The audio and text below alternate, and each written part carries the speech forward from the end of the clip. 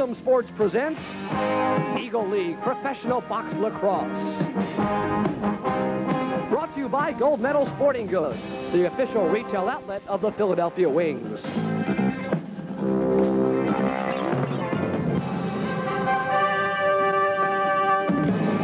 From the Spectrum, the Philadelphia Wings host the New Jersey Saints. Hi, everybody. Welcome to what could be the start of something big. Pro Lacrosse returns to Philadelphia tonight. It's the Wings and the Saints. I'm Larry Rose, and I'll have play-by-play. And joining me with color analysis is the three-time Ivy champion coach from the University of Pennsylvania, Tony Seaman. Tony, welcome.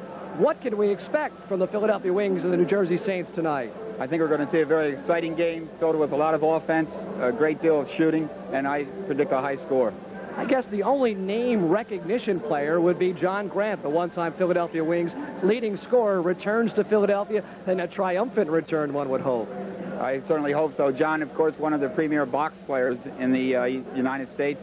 We're going to see some of the best lacrosse field players also here tonight, and it'll be very interesting to see the changeover from the field to the box. Now, as a lacrosse coach, what does it mean to know that there may someday be a league out there that players can make a living at when you go out and recruit? Can this be a lacrosse league and give these guys a real goal in life? Absolutely. I think that this is a real good start, and we certainly hope that it can grow from here. The format that's been adopted by the Eagle League, an abbreviated format, 3 home and 3 away games, and that'll give the fans a taste of seeing just how large a community there is for lacrosse.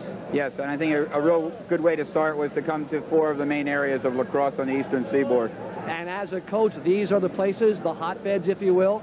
Yes, absolutely. All right, that's the setup. Tony Seamans and Larry Rosen standing by. We'll come back. Lou Nolan have opening ceremonies from here at the Spectrum right after this message.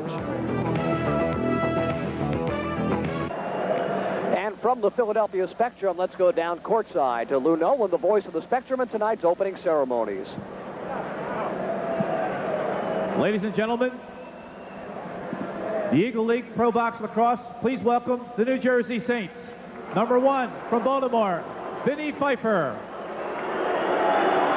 Number 2 from Rutgers, Greg Freed. Number 4 from Cornell, Kevin Cook. Number 5 from Adelphi, Bob Piccola.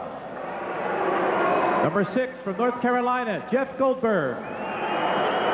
Number 7, Adelphi, Frank Tashman. Number 9, CW Post, Rich Mullen. Number 12, Syracuse, Mark Burnham. Number 14, Virginia, Randy Natoli. Number 15, Rutgers, Bill Naslunski. Number 16, Hobart, Jim Holohan. Number 17, Roanoke, Rocco Guglielmo. Number 18, Syracuse, Greg Tarbell. Number 20, Adelphi, Bob Cook. Number 24, Cornell, Norm Engelke. Number 25, WNL, Jeff Fritz. Number 27, Hofstra, Dave McCullough. Number 32, Virginia, John Driscoll. Number 44, CW Post, Scott Huff. Number 3, and also general manager of the Saints, from Roanoke College, Bill Barosa, goalkeeper. The coach of the New Jersey Saints, Bob Engelke. The trainer, Kim Cunningham. New Jersey Saints.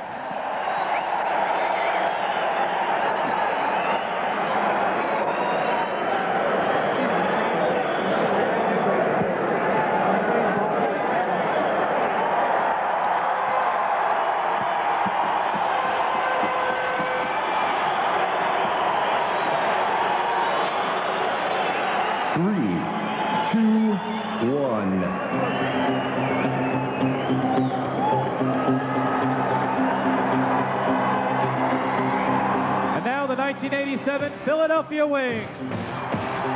Number 1 for Drexel University, Mark Maschella.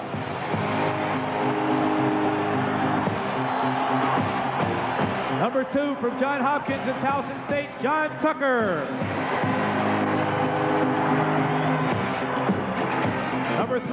University of Virginia, Paul French. Number 5, North Carolina State and Drexel, James Castle. Number 6, Johns Hopkins, John Krummenacker. Number 8, Loyola College, Greg Manley. Number 9, Towson State, Pat Henley. Number 10, Towson State, John Conley. Number 11, Loyola College, Pat Lehman. Number 15, University of North Carolina, Paul Danko. Number 16, Loyola College, Tom Singleton. Number 17, Cornell University, Mike French. Number 18, Johns Hopkins, Dennis Townsend. Number 19, Johns Hopkins, Jeff Harris. Number 20, Towson State, Bob Powers. Number 22, Trinity College, Scott Brownie. Number 23, Johns Hopkins, Henry Ciccarone. Number 24, Johns Hopkins, Steve Way. Number 30, University of Maryland, Kevin Bilger. And ladies and gentlemen, welcome back, number 12, John Grant. And we'll come back with tonight's opening face-off, the Wings and the Saints, right after this.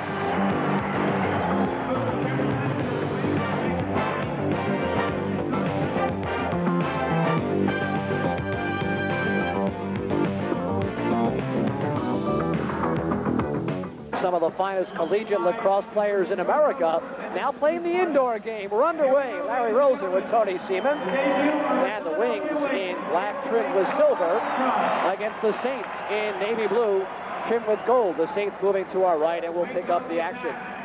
Philadelphia connection starting for the Wings. Out at the top is Paul French. Gets around his man. Again, the 45-second clock running. It's now at 24. Basically a man-to-man defensive set. That is French. Looking inside to his brother, Michael. Spins, speeds, and not a whole lot develops. Saints with their first offensive thrust. Look for some short shifts early on to get the players involved. And here comes New Jersey. That's Bob Cook from Cornell University. Wide open in front as nothing develops. It rolls back out front. The Normango key in the save. That was not a shot on goal, so the clock does not reset its angle key. Basically in the role of a point man. Is that correct, Tony? Yes, he's looking for the open people who are working off the ball. Both teams are playing man-to-man defense. And they did indeed reset the clock. Here goes to Greg Tarbell. His shot along the pitch. Handled by Kevin Bilger, 6'3", 170-pound goaltender from the University of Maryland. And as expected, quick shift changes. The number 2 line comes out for Philadelphia. That's John Tucker. Call him Tuck. Working on his own. Double teams, kicks it back out front. Shot, and that's a score. On the inside, suddenly it develops for Henry Ciccarone, I do believe. Real good bounce shot. Goalie couldn't handle it. All started off a pick on his man. Here's the replay. Ciccarone, again, the bounce shot, beats Baroza. That's the third of the year for Ciccarone, and he made it happen on his own. We saw the man slip on the carpet. Ciccarone got away for his left-handed shot. How often can we expect the bounce shot to be the critical weapon? I think that 90% of the time we're going to find the bounce shot. And that's something about the indoor game. Here, a break for Jeff Goldberg. He's dumped on the left wing. And the action gets physical along the left wing boards. Again, all of this is legal as it's brought out front and will be reset by Bill Naslovsky for New Jersey. Alone in front, and Bilger holds his ground and makes the save. Naslovsky picks up the rebound, and that's Driscoll. Alone walking through in front and dumped smartly by Greg Manley. And the Wings come away with it. The long court pass is ill-advised. Again, there is no offside rule, so cherry picking, if you will, is allowed. Emerging from the pack is Greg Manley. As coach and general manager Dave Huntley calls for some reinforcements, Manley will sit down. Here's John Krumenacker. Cheer for John Tucker as he nails Rocco Guglielmo. And a whistle. The infraction, Tony? I'm waiting for a signal here. We haven't seen anything from the refs yet. I believe it was an illegal pick coming across from behind instead of from the side. And generally, offensive pick, so the ball goes the other way. And it looks as if there might be a couple of minutes to be served by John Tucker. Here are some of the differences for those of you who are aware of the field game versus the box. Now, of that 6 players in the box, all of them are considered attackers, save the goaltender. And, of course, there's a 45-second shot clock in the indoor game. Now, that kind of shot will not do much damage when the goalie has no screen, Tone. No, none whatsoever, especially if he's not going to bounce the ball or get somebody to block out for him. Short-handed unit out, including Dennis Townsend, John Krumenacker, Steve Way. And again, a shot goes wide. And in the power play mode, basically a point man sets it up with left and right-hand shots off to either side. Trying to create a 2-on-1 somewhere in the vicinity and get the man free for the shot, close in. That's Dave McCullough, who again will take the shot on his own. And again with limited results and a double team on the left side. Alone McCullough shoots again. And again, Bilger will beat him. Oh, and a three-way block along the boards, which leaves somebody wide open. A shot is wide. And New Jersey still attacking strongly.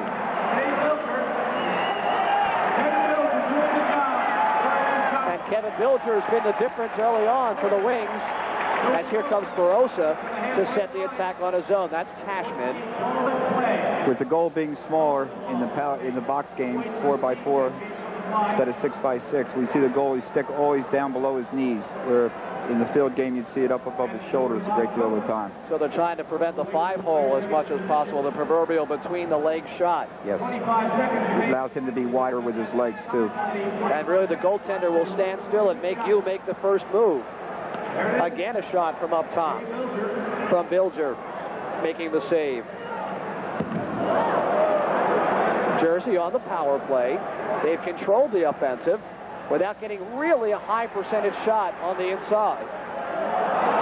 Working the perimeter, and the Wings have killed the penalty.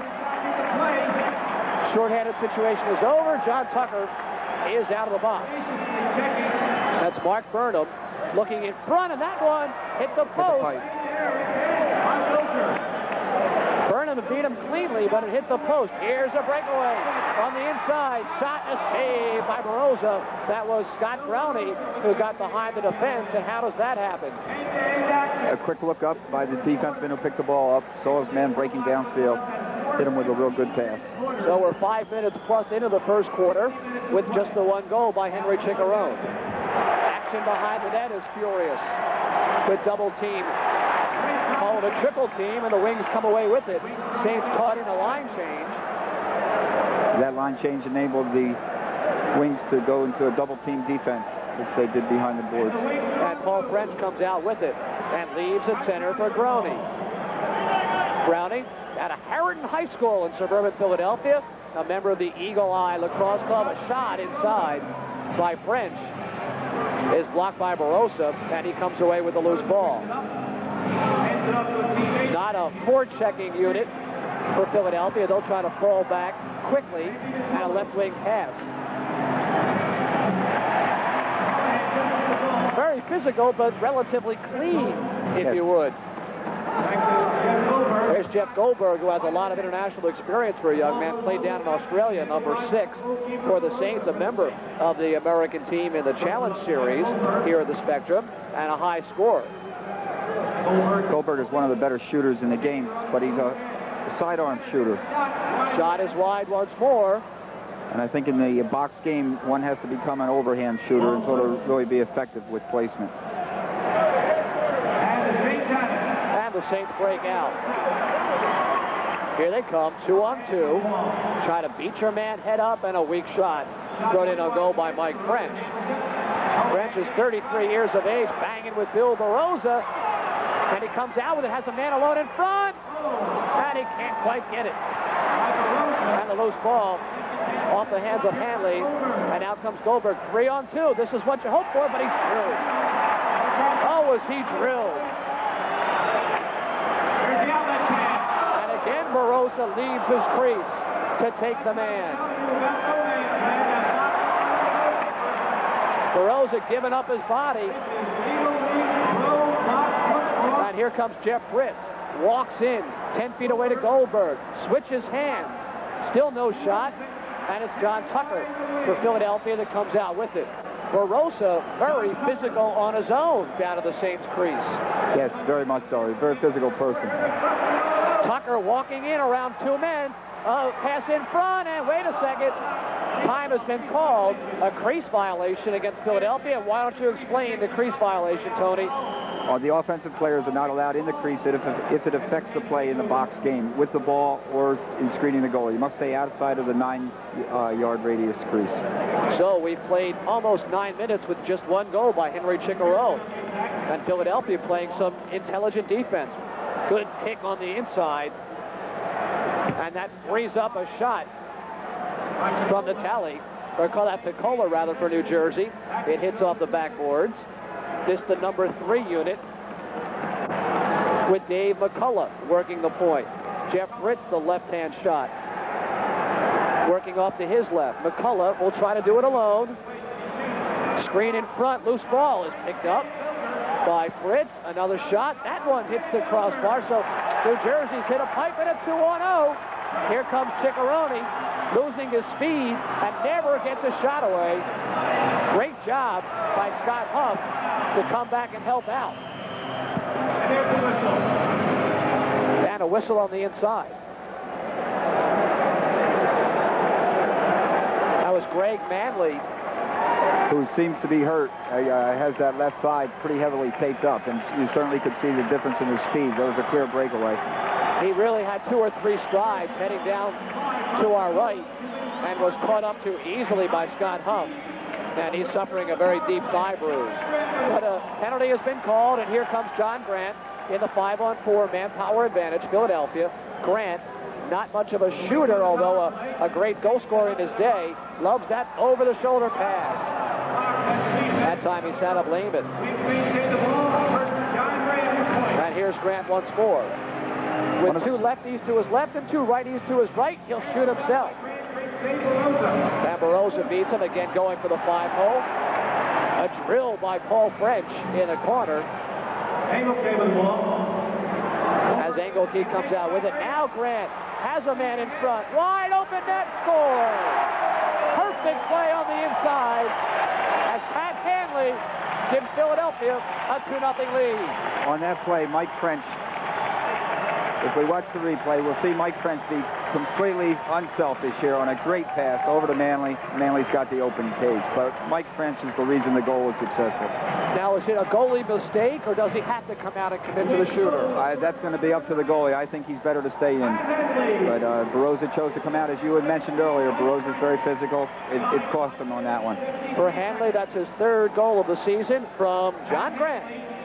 Grant now has 8 assists in 1 game and 10 minutes, which of course leads the Eagle League, and it's 2-0 Philadelphia.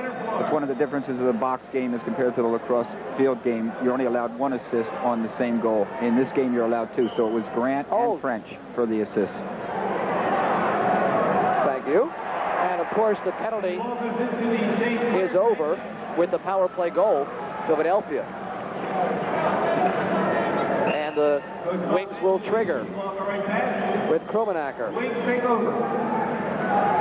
on the right wing. Good inside fake on his own and just loses possession. But a great fake, head and shoulder. Here comes a 4-on-1 if it develops. Then Talley has a right wing pass. Goldberg, and he tries to pass back instead of taking the shot. And another cherry-picking breakaway, Philadelphia. And Barosa comes up big on J.R. Castle. Loose ball picked up. But nothing develops. They restart it. Alone is Castle again, and he tries to go high, and a crease violation is called because Castle had entered the crease before the ball did, and that's a violation. 4:04 left in his first quarter. And Barosa really has kept the Saints in it. He sure has. That was an excellent save. Here we see him just use his body, stand tall. It hits him on his right chest, or left chest, excuse me. Danko made a great play for the Wings on that 4-0 breakdown there to knock that pass down before.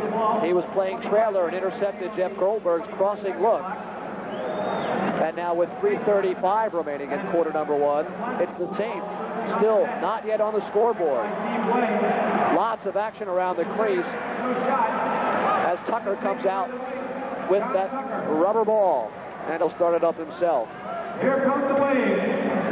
Dave Huntley for the Wings, relatively conservative in a game that's so offensive-minded. Does not like to send three people in and get caught 3-on-2. He'll hang them back and play good D. And if he's got a lead, he can be a very, very effective coach. Shot taken by Chickarone, and that's an easy one for Barosa off the short hop. And there's a breaking left wing. Cashman just gets a little shot away with the left hand as he was hammered. And the loose ball picked up by Bilger, and that'll be a crease violation, New Jersey. Even the goalie has the ball inside his crease, he cannot be touched by an opponent. Now, will that be a penalty? That will be a penalty because he had possession of the ball. Cashman will wind up getting 2 minutes for violating the civil rights of Kevin Bilger in the crease with possession clearly. So here comes the power play unit, which should include John Grant, Mike French, Pat Hanley, Paul French, and perhaps Jeff Harris as we set the floor. It's Grant holding high. Shot taken, and that loose long rebound comes out and is a shorthanded breakaway and a score very quickly. Norm Engelke out of Cornell University, the brother of head coach Bob Engelke, and really the rebound set the whole play in motion. Absolutely. You see his good speed. He's known for his quickness. He definitely outdistances French, who's not known for his speed, and puts the goal in the high left corner. Did not have much to shoot at, but picked the spot well. That's Engelke's second shorthanded goal this season, and the power play has been a problem for Philadelphia. Of course, they are still on the power play with Tashman in the box. And the Wings just want to try to get it set. They have a checking line that they use to go get possession, and once they have clear possession, out comes the power play unit, and here they are. With the ball is Paul French, maybe the best shooter, pure shooter on the Philadelphia team. To John Grant, and Grant scores quickly. John Grant probably has the best stick skills of any player in the game there is. And I think if we see a replay or you watch him more tonight, just has incredible stick skills. Here it is. That is his first goal for John Grant, and it really was set up with his own faking ability. Absolutely. It's called a box fake pass, and he faked it over to number 17. The man left him to go in down the middle, and he drills it in underneath Barosa's legs. So a 3-1 Philadelphia lead as Chickarone, Hanley, and Grant have scored for Philadelphia, and that another power play goal. That is 3-1 Philadelphia. And here come the Saints. 2 assists right now for Mike French early on. And quickly the Wings fall back into their man-to-man defense. A lot of picks and screens being set off the ball as Jeff Fritz tries to work the right side, looking for a cutter, and not a lot developing, so he throws one wildly wide, and John Tucker will come up with it. Tucker, an '86 All-World Team tournament player, two-time All-American out of Johns Hopkins University, and his skills translate well from the field to the indoor game. And he'll take a seat after a fine shift. And here come the Wings. Steve Way.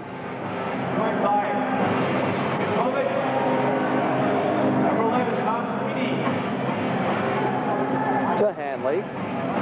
That's Grant working the wing. He's 6'5" tall, 35 years of age, and they still haven't figured him out. Looking for a cutter. Finally has one. What a pass on the inside, and the shot taken and saved by Baroza. But a lovely setup for Pat Lehman as we're in the final minute of play in quarter number one. A shot and a score. Just that quickly. A shot and a score by Norm Engelke. His second. We see Norman look away to the opposite side, gets the goalie moving that way, and then comes back and puts it to the goalie's right side. Looks away, comes off the screen.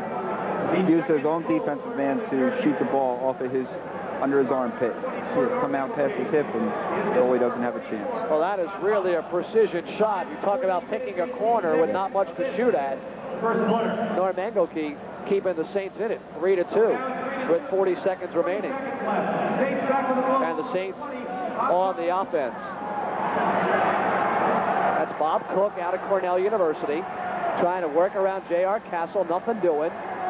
Behind the net, and not much set up from behind the net in the indoor game, unlike the outdoor game. Yes, and it's very interesting. If you notice so far in the first period, we see the Saints setting up from behind a great deal with the ball, whereas the Wings set up from the top and try to hit the people coming from behind. So two different philosophies here coaching-wise. Final 8 seconds now. Time for one final thrust. And easily handled by Bilger. As the period comes to a close, looks like we're going to have a penalty, but we'll pick that up for you following our break. One quarter can speak from the spectrum. The Wings a 3-2 lead on the Saints. Second quarter action when we return. Relatively low scoring, yet action-packed first quarter. The Wings on top by one, and a bit of the magic of John Grant, Tony. Yeah, we see behind the back feed here. Man cuts through the middle, takes a real good catch and takes a nice shot, but Baroza comes up with a big save. The ebb and flow of quarter number one, how would you judge who has had strategic advantage in a one-goal game? I think that we're real even, just as the score says right now, and I think the big difference is that both teams are hitting the goalie instead of great saves. I think they're just shooting at him, and there's a lot of pads and a lot of people out there, so it's tough. Goaltenders both well over 6 feet tall, a couple of feet wide, so not an awful lot of room unless the goalie commits cardinal sin and allows that 5-hole to be available. I asked Dennis Townsend before the game started tonight what he found the biggest differences, a 43-year-old player for the Wings in the field game and the box game, and he said pads and size and smallness of the goal. And there is a New Jersey power play underway as I see a wing in the penalty box, and we'll pick that up. It happened in the final moment. And here's Baroza. It'll be a Paul French slashing penalty officially at 15 minutes of quarter number one. So the lead certainly in jeopardy early on, and we'll see what kind of power play unit Norm Engelke, Bob Engelke puts out. And it's all triggered at the top.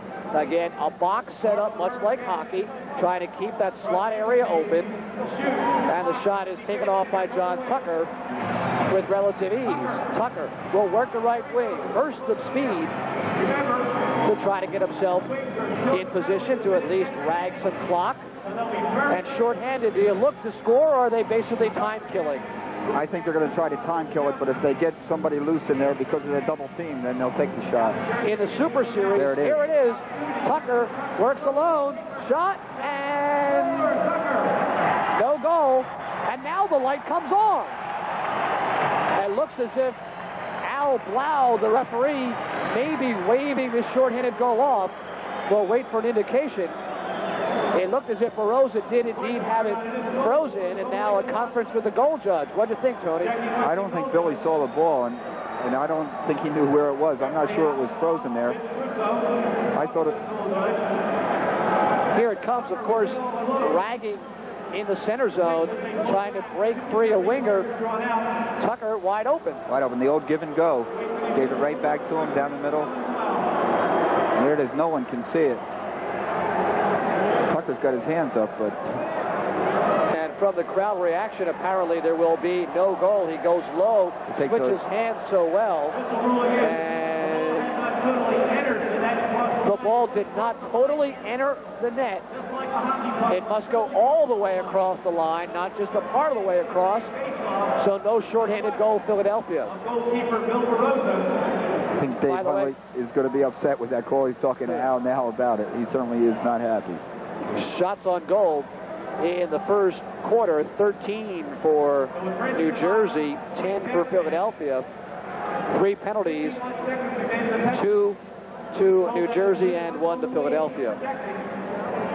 And Dave Huntley really in need of his first victory early in the season, giving Al Brow a little bit of how he felt about that play. I think the big contention for Dave here is that Al Blau was the trail official, and the 2 people who were the goal officials made the call as a goal. Al called it off from behind here, so he's very upset. That play will begin on the right wing. Remember, a shorthanded situation for 47 seconds now. 47 seconds left on the penalty to Paul French, and here comes New Jersey. At the top, Driscoll with the ball right now. And they try to do a 2-on-1 isolation. It works well, but no really high percentage shot available for Natali. And now 25 seconds remain. Natali once more. Ooh, a nice look across the slot. And the carpet causes 2 wings to go down, and we're going to have a stoppage of play. John Tucker looks as if he might have turned an ankle or something. And that seam will have to be worked on either right away or at halftime. It looks as if they're going to try to seal it and call for the grounds crew once more. Again, the carpet, a major indoor soccer league carpet from the old Pittsburgh Spirit, and the problem seems to be with the seams. And while they work on the carpet, we'll take a break in the action. 13-16 remains, quarter number 2. Philadelphia 3, New Jersey 2. More Wings Lacrosse in just a moment.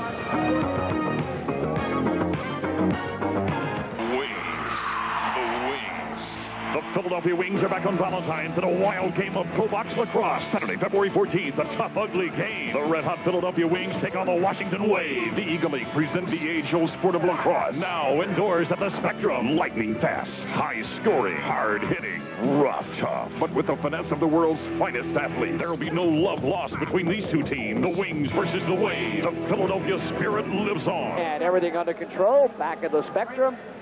Early second quarter action, Jeff Goldberg ping-pongs with Natali, and now 5 seconds remain on the man short, and with now a clear possession, Philadelphia, the penalty has efficiently been killed. And here comes Singleton. Make that Krumenacker, who loses his footing. Looks as if he might have hurt his right knee. He's the last man up. It's a 2-on-1 the other way. Natali. Oh, it's off the post. Natali open on the right side. Did not get the pass. Driscoll took the shot and hit it off the side. And a tackle and a penalty call, perhaps. No, they're waiting for Krumenacker to our left, who is injured. John Krumenacker has a history of a bad knee from his college career. He's the man they call the Boomer, and may have just lost his footing. Did not look like a carpet problem or anything like that. A non-contact problem for the 4-year All-American out of Johns Hopkins, an 86 World Team member. And already with Dennis Way lost for the season with a knee problem, and John Krumenacker, some size problems. Krumenacker moved up to the #1 line by Dave Huntley for this game. So there's going to have to be some juggling now for the Philadelphia Wings. Krumenacker, a player that I'm sure you watched play a great deal throughout his field days. Yes. Sure. You know, I think one thing's been very noticeable through the first period and now the start of the second is that the carpet is really tough to play on tonight. It's loose in several spots, and I think the ice and the coldness and the moisture is sipping up through, and it's making it very slippery. Meanwhile, during the offensive thrust at the other end, there was indeed a New Jersey penalty called, a holding call on John Driscoll at the 2:26 mark. So we'll hope John Krummenacher is not seriously injured, but it will be a man advantage situation for Philadelphia. You know, Larry, interestingly, on the power play by the New Jersey team, we saw them first put Tarbell, who is a great shooter, in the middle slot. And then we saw in the last 15 seconds they put Natoli there, who's definitely not a great shooter, but he's an excellent passer and sees it. Now we find John Grant in the middle for the Philadelphia team. And he's a great shooter, a great passer, and certainly that back pass score just that quickly on the power play. John Grant sets the play up on the inside, and who got the goal? I believe it might have been Mike French. I think that Barroza was blocked out by Richie Mullins, who's number 9, his defensive player. See him go up and talk to him after the shot. It's a great behind-the-back pass. And that's Jeff bounce Harris. shot. Once again, comes right off the hip. You can see there how he was blocked out by Mullins. Jeff Harris, one of the better shooters for Philadelphia, gets the goal. The All-American also out of Johns Hopkins, the second power play goal. And it's a 4-2 game, so Driscoll will leave the penalty box. Philadelphia has scored on all 3 of their power play opportunities, and there's another try just that quickly that goes awry from French. And we'll see what kind of line juggling is done by Dave Huntley now that Krummenacher is out. Starting up is Bob Piccola, working left to right in blue trimmed with gold, and he gets to walk that close before he's handled, and only an over-the-shoulder flip shot, which never reaches the net. And here comes Philadelphia. 2-on-2, 2-on-1 if they hurry. Chicharone on the left side, and the shot is broken down smartly from the rear by Scott Huff, who's taking some punishment. Oh, serious banging on the right side, and off the ball as well. And it's New Jersey that comes out with the ball to McCullough. With McCullough on the right side, McCullough will reset the scene. And Philadelphia, with good balance, gets back quickly. Shot clock down to 25. And here's Cashman to set it up, Frank Cashman. Excellent individual moves. He'll try to beat his man one-on-one. And he's got a screen. It's very efficient, but Bilger beats him. And Tucker comes out 1-on-4 with the ball. He's hammered. And here come the wings.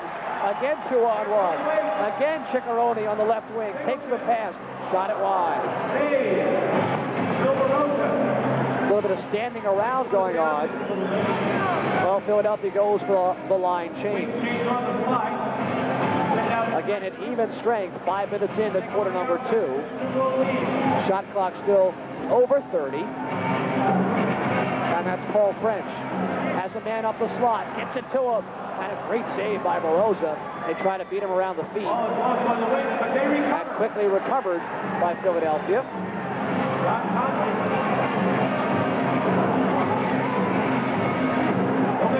Conley down the left side is wrapped up high, and his shot is taken by J.R. Caxel.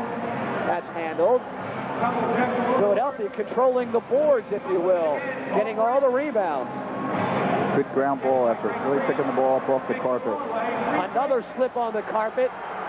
Frees a winger. That's Greg Freed down the left side. He's got nowhere to go but straight down on his nose. And here's a cherry picker. All alone. Shot and a save by Barroza. Fine effort by Paul French, coming by himself.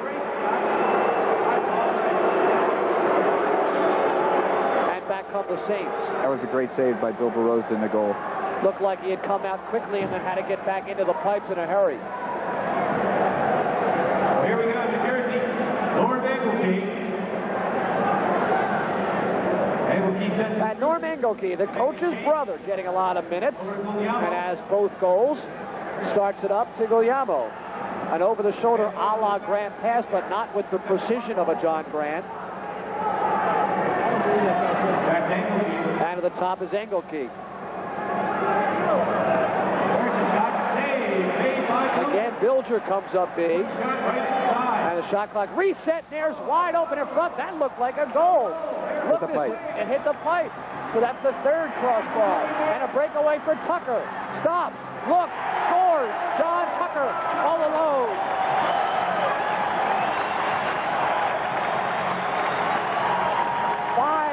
Philadelphia as John Tucker gets it done. As we look at this, I think we see Tuck come in. He had already gotten a great pass from Jeff Harris to set it up. Now he's got all the time, speaks his man, and we see it up in the high right-hand corner. How about switching hands, if you will, from left to right to get the shot off? Yes, that improves his angle a great deal. So that's kind of foreign to the old box game. It used to be if you were left-handed, you stayed left-handed. The field players and the attackers, you have to use both hands. And John Tucker was a great field player, and there it pays off for him. Tucker, again, the All-American from Johns Hopkins on the '86 All-World team. Also at Towson State in his collegiate days, and it will be his fourth of the season. The funny part about that, Larry, is that if that had been John Grant, you would have seen the same thing, but he would have done it over his shoulder instead of switching hands, and because they never switch hands as the old box players. A man all alone in front looking to make that extra pass was Natali, and Grant comes up with it. Again, that flip pass, just like Tony called it. And they go from offense to defense and defense to offense just that quickly. Bounce shot inside by Paul French is off. Lehman has a man in front. Score. No crease violation. It'll wipe that one out. And Dave Huntley can't believe it. Crease violation called on Philadelphia before Pat Lehman got the shot off. Here it is. The player without the ball, number 11. The call right there. He steps in before he shoots, and therefore it's not a goal. Just before he shot, he put his foot on the line. You must stay out of that small area before the shot goes. And now a timeout taken by the Philadelphia Wings, and really for Dave Huntley to have a chance to go tell the officials how he felt about that call. Remember to stay with us at halftime. We'll meet Chris Fritz, president of the Eagle League, and find out the plans for the future for this league. What do you think of the format of coming in, Tony, with just that abbreviated schedule to test the waters, if you will? Well, I think it's interesting because they use the best players in the country from America. It's going to draw the American fans, I think, and it's going to let all the young people who are growing up playing lacrosse in the high school and college level know they've got a great shot now of becoming a professional lacrosse player. And there really is a fine crowd here at the Spectrum. The lower level 100% complete with several thousand upstairs as well, so we'll be interested to hear the attendance, but I'd guess it in the 12 to 13,000 range as Dave Huntley has his troops with a 3-goal lead exactly midway through quarter number 2 from the Spectrum. Larry Rosen with Tony Seaman, head coach, University of Pennsylvania, bringing you the inaugural contest at the Spectrum, Eagle League Pro Indoor Lacrosse. And yes, there are some people with Philadelphia Wings t-shirts. They may be 11 or 12 years old by now, but I'm told many of the old fans from 74 and 75 that formed the fan club have just re-upped it once more, all about 10 years older, but they're all here nonetheless. We see Jimmy Castle, number 5 for the Philadelphia Wings. He's a Drexel boy and a Philadelphia boy, and homebred. He's up here trying to whoop it up with the crowd. An all-ECC player at Drexel out of Penn Charter High School, and a native of Winmore. A loose ball in front, easily handled by Bilger, who's probably been a lot of the difference in this one. And here come the Wings. Up the left wing is Paul French. Walks in, forces the goalie to his knees, and scores on the rebound. Paul French, a right-handed shooter, member of the '82 and '86 World team, scores for Philadelphia. He comes in. He's got him caught in that line change. He's unmanned there. He takes an underhand shot, which bounces off, picks it up quickly, and overhand over top of Barroso, who's on the ground. Now, once Barroso commits, he's in deep trouble. Especially with the rebound, especially with 500 pounds on his body of pads. No way getting up on that one. And you don't see as many rebounds in the box game because of the aggressive bounces taken. True, and also when it hits that big stick with the net in it, it's going to stay home. But it's a 6-2 Philadelphia lead. They've led all the way. 7 minutes remaining in half number 1, quarter number 2, and John Tucker surveys the floor. Looks for a screen from Chicharone, gets it, walks in the crease, and not very much develops. It's Jeff Goldberg that comes off with it. Make that Kevin Cook, one of the fastest men on 2 feet playing this game, comes all the way in and scores. What a great individual effort from the Cornell All-American. And you talked about Kevin Cook before the game as pure speed. Yes, and here he is, and I'll tell you what, I don't know how he puts this in because he's got no angle whatsoever. He stays in the right hand on the right side, but he beats him right across the hip. And he's able to keep his hand high on the neck of a stick before he even goes for the shot. The big secret there of holding your hand up close to the net of your stick is that you'll be able to absorb checks from the other players on your stick. And a perfect example right there. Now, to our left, Bill Barroso has an equipment problem. So with 6:48 remaining, a delay. Officially, it's Kevin Cook at 8:12 of period number 2. Barroso, the coach and general manager, as well as goaltender. They have another goaltender named Vinny Pfeiffer, who may be as good a goalie as we'll get to see in the Eagle League. But he may only play the second half tonight. It may be Bill Barroso's game. We'll see. And in front of the Jersey bench, action along the boards, evenly divided 4 players. Now, from the rear, a check throw by Frank Tashman, which has the Wings up asking for a penalty, but nothing called. It's a New Jersey possession.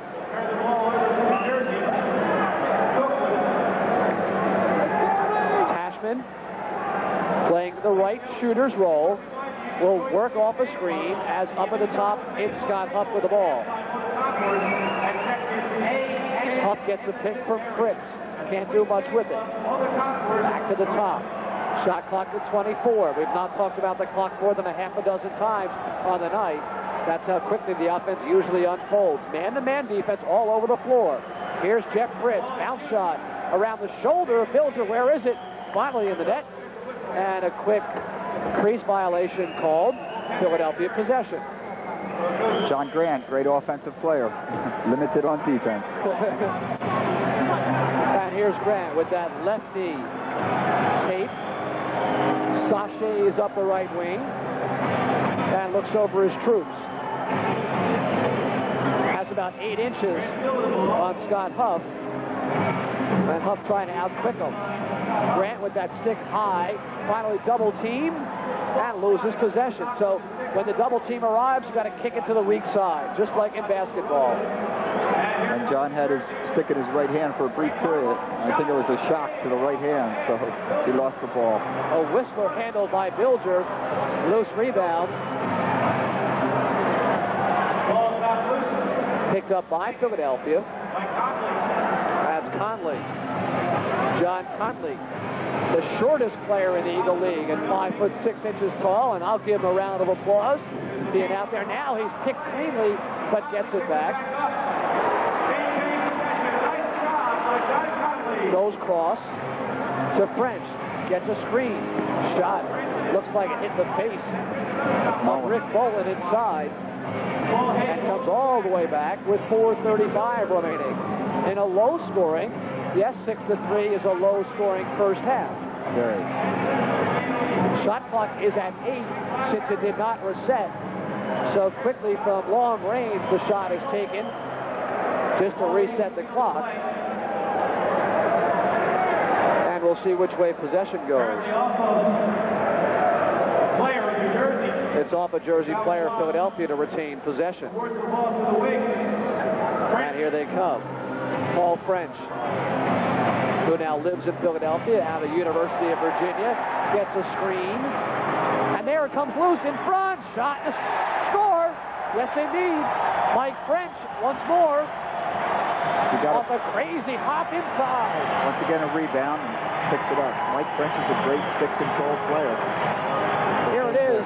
Really beats out the goalie well. First left, then right, and then he puts it past his hip again. And notice the importance of placing the ball around the goalie's hip. It's so hard to get a stick up there or to get a stick out. Once again, we'll see it. It looked as if come by Barroza's hip. He drew Barroza's arms up and then went underneath the elbow. Exactly. That's number 7 on the season for Mike French. Member of the 82 and 86 World teams. Now living in Philadelphia. Gives Philadelphia a 7-3 lead. Mike French told me before the game tonight in the locker room that it's an old man's game, too. And with Dennis Townsend at 43 years of age on the squad, French is just a kid at 33. Possession in front, Philadelphia. That's 43-year-old Dennis Townsend out of Johns Hopkins. Teammate of Dave Huntley in 78 on the World. Gives him a score. Quickly, that's Pat Henley who gets the goal. Pat Henley, as the third line comes through. We talked about the bounce shot, Larry. Here it is, a real fine bounce shot. Goes for vertical position. There it is. He goes low, can't get control of the bounce, and it's up over him before he can do anything. He read the double team well and went to the open area. Yes. And Hanley now has 4 on the season at 11:37. Hanley, his 4th. It's an 8-3. Wings lead. Remember, the Wings are 0-2. The Saints are 2-0. But Philadelphia has led from start to finish. 11:37. The Saints try to cut into the lead. Late in the half, Jeff Goldberg, the NC State product. And a very fine shooter holding that stick high. Shoots it right into the shoulder pads of Bilger, and that won't get much done. And a lovely pass, and Barroza must commit to try to make the play on Paul French. And a fist in the air by the officials. And will await the call. Looks like a 2-minute holding minor will be called on Barroza. And now we'll see, as Jersey takes a timeout, we'll see who's going to serve the penalty. Timeout by the New Jersey Saints, trailing 8-3. And Dave Huntley wants a piece of Bill Barroza. To our left, remember, Huntley is the general manager, Barroza the general manager, and tempers flare really for the first time tonight.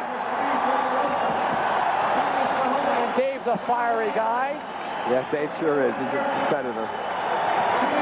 He's upset because I think you can really hurt somebody when you're looking up over your shoulder for a long pass like that, come down, and there's the man that greets you. You're supposed to give him 3 steps. Certainly on that play, there was no 3 steps. He may be looking for a 5-minute major and will not get it. It'll be a 2-minute minor on Barroza, and we'll see who serves the penalty. Of course, the Wings are 3 for 3 on the power play, and when I talked to Dave a couple of days ago, he said, hey, the power play must come through for the Wings, as they had some man advantage problems. Here comes Barroza. He gets him while he's right up in the air. And he got there a little bit late, really, and had to kind of take him down to ensure no goal will be scored. It's a tackle, and 1st and 5. 1st and 5. And it'll be Kevin Cook, number 4, the leading scorer in the history of Cornell University, in the role of penalty box server. There's Engelke, the coach of New Jersey. There's one of the differences between the field game and the box game, because the goalie would serve the penalty in the field game. Oh, really? And you must bring your backup in? Yes. And here are the Wings, 5-on-4, with John Brent, who's been supreme in the first half. Shot it wide, rebound in front, to score! Just that quickly, Paul French. And the French connection, Paul and Mike, lining it up for Philadelphia. Again, it all started on the rebound off the backboards to allow French the goal in front. There it is. We see him get the pass, make the good bounce shot to Barroza's left, hits the high corner off the bounce. And a apparently Baroza can be beaten high on that bounce shot, because he'll tend to go to his knees, as you see, on anything that's low and try to smother it. If he doesn't get there to smother it, it's going to go bounce up over top of him in his stick. Here's Chicharron alone. Over-shoulder pass shot off the crossbar. Again, the Wings are perfect on the power play at 4 for 4 and lead at 9-3. And Tucker drills his man. And the Wings are ablaze, leading 9-3 in the final 2:15 of half number 1. They'll set the scene with Greg Manley. Drops it back to Tucker. Tucker, good head and shoulder fake. Can't get around McCullough. Wonderful pass for Ciccarone inside, and it's off the netting. I always felt that John Tucker was one of the most underrated college players ever to play lacrosse. Doesn't look like he's got incredible speed, but has great hand skills. And he can shake and bake. He just leaves you. Sometimes you think he's going left and he's back to the right. He's just got great shake and bake moves. Remember to stay with us at halftime. You'll meet Chris Fritz, the president of the new Eagle League. We'll talk about the future of indoor lacrosse. He thinks it's a bright one. Highlights, analysis, and more. Stay with us. A minute and a half remaining. It looks like a weave at the top for New Jersey, and it works to get an open shot available for Cook, but nothing happens, and Cook's got to run it down. And here we go. Al Bro gets involved. John Tucker involved. And we'll have to wait and see what develops here. It looked as if Lehman started at first with Tarbell, and then a third man in could lead to a violation of some variety. But with the padding and the gloves and the net and the masks in front of the faces, not a whole lot of damage can be done unless you get the mask off.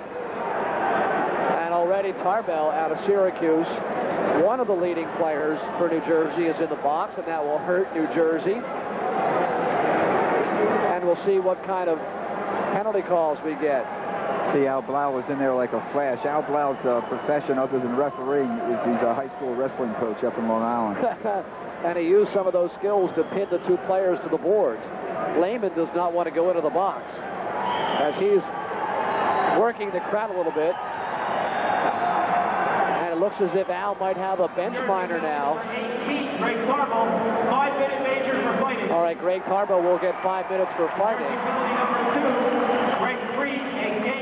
And Freed will get the game misconduct as third man in, Greg Freed. 54 seconds. And apparently, that is it. I hear nothing for Pat Lehman. 54. Timeout. And a timeout taken by New Jersey as Engelke wants to talk to Al Blau. And I was following the ball and did not see how it developed and why Pat was completely innocent and did not wind up in the penalty box at all. I think the whole thing started with a pick on the ball. Carbo had the ball, and his man was picked from the blind side. Carbo continued on and dumped off, and then his man hit him. And that's the first fighting major, if you will, although not much in the way of a fight. There's been a lot of aggressive, hard hitting, and that's what this game is intended to allow to have happen. There's a lot of stick swinging, a lot of picks and screens, but really no need for the fighting. And that's the first incident of this kind we've had in the first half. So Lehman apparently will not go in the penalty box. And my reading of the rules is in the 5-minute major, 3 goals scored by the team with the manpower advantage wipes out the remainder of the 5 minutes. Is it 2? I think it's 2, but we could be, we'll find out. It's well, 5-minute penalty, but I think it's 2 goals that wipes that out. Okay. And it will obviously carry over. And we'll see. I think we have different copies of the rule book. I tell you, I stayed up last night and read those rules over many times, Larry, and I teach at a pretty good institute. I'll tell you, I'm not sure that I really understood them completely. Well, we'll wait and see if it's 3 or 2 before they get... That major will expire. Okay, I think Lou Nola just said 2 goals, and he's got the league officials right down with him. So we'll go with what Lou said and expect a second goal to allow the end of the manpower advantage. Really difficult to see how one guy gets a fighting major without another guy getting any kind of a penalty, because who was he fighting with? But that's the way it is right now, a 5-minute major. And of course, Greg Freed gets some spot duty for Engelke on his first line unit. Freed out of Rutgers University, one of the better players, and that is a loss for New Jersey. And action resumes in the final minute. It's John Grant at the top. Ping-ponging, really killing some clock. Mike French walks down the left side, screen in front, and we've got a whistle. With 24 on the shot clock, can't be a shot violation. And 43 remaining. My question is, I wonder, there's 2 men in the penalty box, yet they have 4 men on the man-down team. So that could be the problem here. I think they're only supposed to have 3 out there on the power play, on the defense. So I don't understand that, but maybe that's what they're clearing up now. Well, they've got Tarbell in the penalty box, number 18.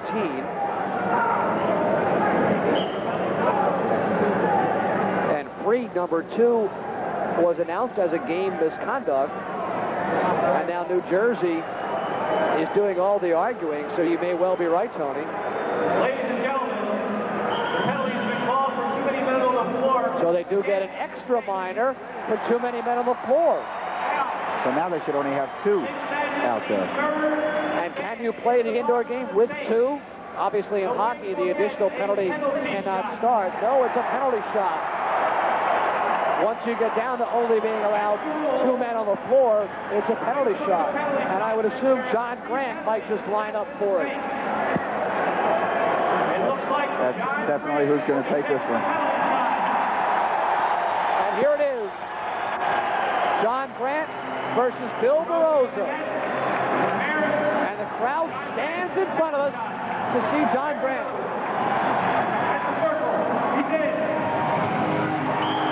Beaten by Barosa. How do you like that? Called it a goal. I believe it hit on the inside, but the bottom plate and came out, so they counted it as a goal. Al Blau said goal. Al Blau, referee, says goal, despite the lack of a red light. And here comes Grant on the replay. This ball going about 80 miles an hour in here is going to be tough to tell.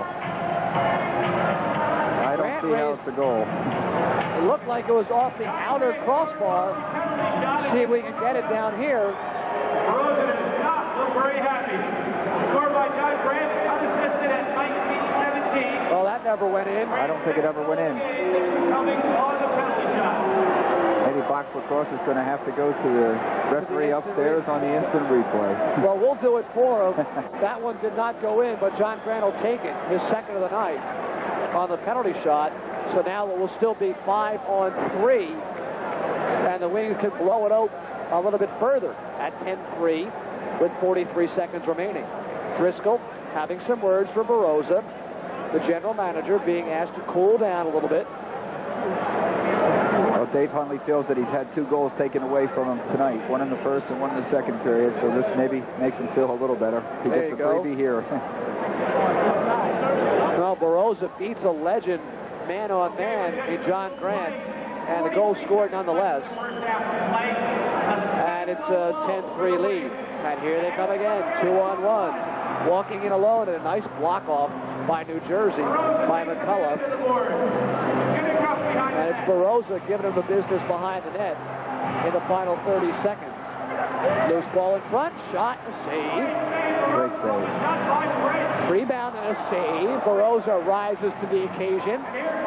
Beats him low, beats him high. And here's Driscoll, all by himself and nowhere to go. And in the final 8 seconds, we'll see if Lehman can do any work. No, they're going to hold it out. 2-1.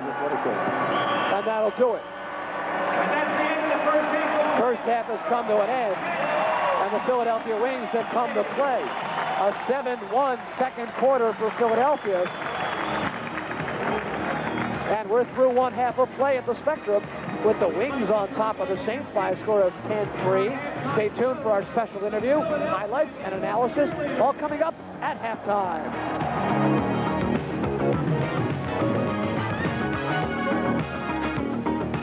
We're at halftime of tonight's debut of the Philadelphia Wings and the Jersey Saints. A great time to meet and greet the president of the Eagle League, Chris Fritz. Chris, welcome to Philadelphia. Thanks, Larry, and it's a pleasure, especially on the premiere and the season opening of the new Philadelphia Wings. There have been a couple of games already in the other cities. How's it going so far? Excellent. There's been 4 games where the attendance is way up, higher than anticipated, and the games have been very exciting. Of course, Philadelphia has a history of a lacrosse audience, if you will. The Wings were successful in the mid-'70s and more than 13,000 for the Super Series. Now bringing it back to Philadelphia had to be a natural. Yeah, and we're anticipating great fan support. We've got a fan club, and they're traveling to all the away games, and it's exciting. The fans are really taken hold, and I think it's going to be a team that the community is going to be really proud of. Chris, how'd you come up with the format, the 3 home, 3 away, then the playoffs for this initial season? Well, it's an abbreviated season. One, it's a new league. We wanted to expose the fans that it's affordable. It's like we say, it's cheaper than lunch for a season ticket. And to put out a good product and to concentrate on 6 games for each team, 3 home, 3 away, then the 2 playoff games, and then the championship. And we think that's going to work in a time period, and it's going to be, and the format is working already. And it's something to where the fan can slowly get introduced to it without having to put out $800 for season tickets to catch all the games. And I think they're appreciative of that. And the season will expand as the years go on, but that's what our plan is, and it's working. And basically, you don't want to overtax the resources like some other new leagues have done to make sure that it grows slowly but surely. Oh, of course. And we're competing with other sports dollars as well as entertainment dollars. But there's hockey, basketball, soccer to deal with, and all these. And we feel we don't want to take away from any other fan appeal sport. We want them to go to that, and they can still afford ours and have a great time. And plus, I think it's probably one of the most exciting indoor sports happening. Now, of course, you're a lacrosse aficionado. The Wings have a superstar performer in John Grant. How'd you get the 35-year-old big guy to come back to Philadelphia? It wasn't hard. I mean, his heart is in this game. I mean, he flies down here for practices, thanks to U.S. Air. But he flies down here for practices, and he comes down to the games. He just loves the game, and I mean, you've got to. I mean, he's out there. I mean, he's getting up there in years, but he's still one of the greats. I mean, and we're hoping John can have 2 or 3 more seasons with us. Chris Fritz, welcome to Philadelphia. Hope it all turns out successfully. Again, halftime of tonight's debut from the Spectrum. It's the Philadelphia Wings and the New Jersey Saints. We'll come back with first half recap, analysis, highlights, and more right after this message.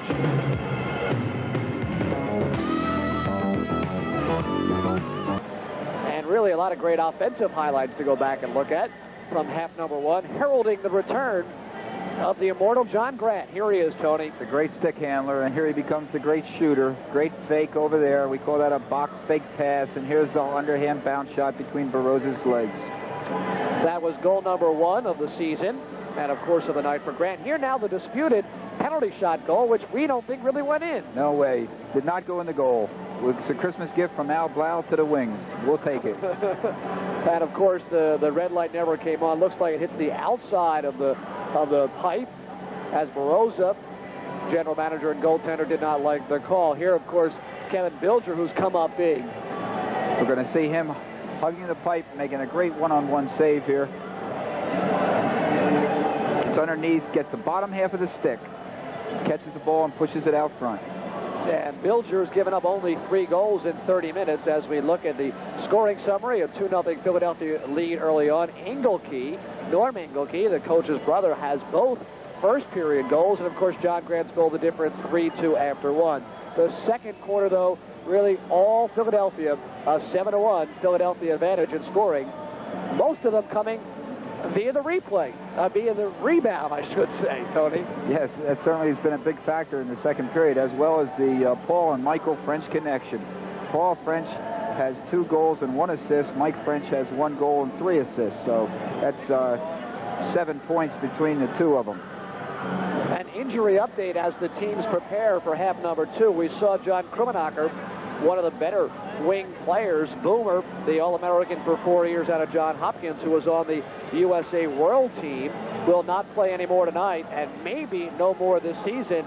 Knee ligament damage from that fall he suffered in half number 1. Also, Bob Powers, who moved up to line 2 with some of the injuries out of Jeffersonville, Pennsylvania, from Towson State, one of the better runners on the squad, suffered a separated shoulder midway through period number 2, and he is done for the night. And with the injuries already to Dennis Way and several other players, including Paul Danko, who has a thigh problem, Henry Ciccarone playing with a thigh bruise, John Tucker playing with a cracked rib, with a lead and some problems in personnel, will Huntley be forced to change his coaching style a little bit? Well, they've been dominating with the break. They've been getting the fast break, getting the one on the goalie situation several times tonight, which has really put the ball in the goal for them, and they've gotten the rebounds, as you so well mentioned. I think they're going to have to work the ball, use the clock a little bit more than they have been, but still you have to get that opportunity one-on-one, then you got to take it. And let's explain, if we can, what happened with those late first half penalties. A 5-minute major was assessed for fighting to Greg Tarbell. He was in the penalty box, and then a game misconduct given to Greg Freed as third man in. Well, a game misconduct in box lacrosse is a 5-minute major, which must be served by another player, thus 2 men in the box. New Jersey put 4 players out on the floor, and that led to a too many men on the floor penalty, and thus the penalty shot for John Grant because they couldn't play with only 2 players. So a bunch of circumstances coming together to put New Jersey in a difficult position. Definitely, and of course they get the goal on the penalty, and now they're going to start off still in their power play situation. And should they get 2 goals, one of the majors would be wiped out, and the 2-man advantage would be for about 4 minutes, just under 4 minutes. 2 goals would wipe out the first major, and then 2 more would wipe out the second major. We think it may be 3, depending on which edition of the rule book we check. Well, our Associate Director, Paul Jolovitz, went down and asked Al Blau directly, and he said 3. So unless Al's wrong, my version of the rules supersede your version of the rules, at least in half number 1. So 6 goals would have to be scored to wipe out both majors, and if the Wings should score 6, they'll hold at least a double-figure lead and might be able to cruise to their first victory of the Young Eagle League season. And we'll check on just what's happened in the league thus far. New Jersey won at home a couple of times, 2-0, including a win 11-8 over Philadelphia. Washington's Wave and Baltimore's Thunder 1-1. Philadelphia 0-2, losing in overtime at Baltimore and losing by 3 at New Jersey. Larry, I think very interestingly, there's not been a home team yet that has a defeat at home. So the home field arena certainly has been a big advantage. And as a coach, how much of an advantage is it in any game to have that home field advantage? Oh, I think it's definitely an advantage. On the field game, it's a big advantage if you have AstroTurf and you play on grass. If it's the other way around, you might not have a grass stadium where everyone comes in and has to play on it, and they're playing on AstroTurf. The crowd certainly has a big thing to do with it. And I think the Philadelphia fans are into it here tonight, that's for sure. And a goaltending change for the Saints as we look at the Philadelphia goaltender, Kevin Bilger, wearing number 30. On our other end, down to the right, there is Vinny Pfeiffer, who is an excellent field goalie, making the transition well, and he'll be starting between the pipes. What do we know about Vinny Pfeiffer? Vinny Pfeiffer is very, very quick and has great instincts. He has great hands, we like to say in the game. He is just an outstanding field goalie. I understand he had a great game last week to help them to a 2-0 record, and so it's going to be interesting to watch him. He probably will not come out of the cage as much as we've seen Barossa do, and he won't go to his knees as much. All right, 5-on-3 for the Wings as half number 2 begins. And Philadelphia has done an excellent job controlling the face-off tonight, and that's going to be a big key. What's the key to a face-off? Well, there's a lot of technique to it and a lot of strength. By the way, that's Scott Huff serving the misconduct given to Greg Freed over in the Saints penalty box. And it's Philadelphia.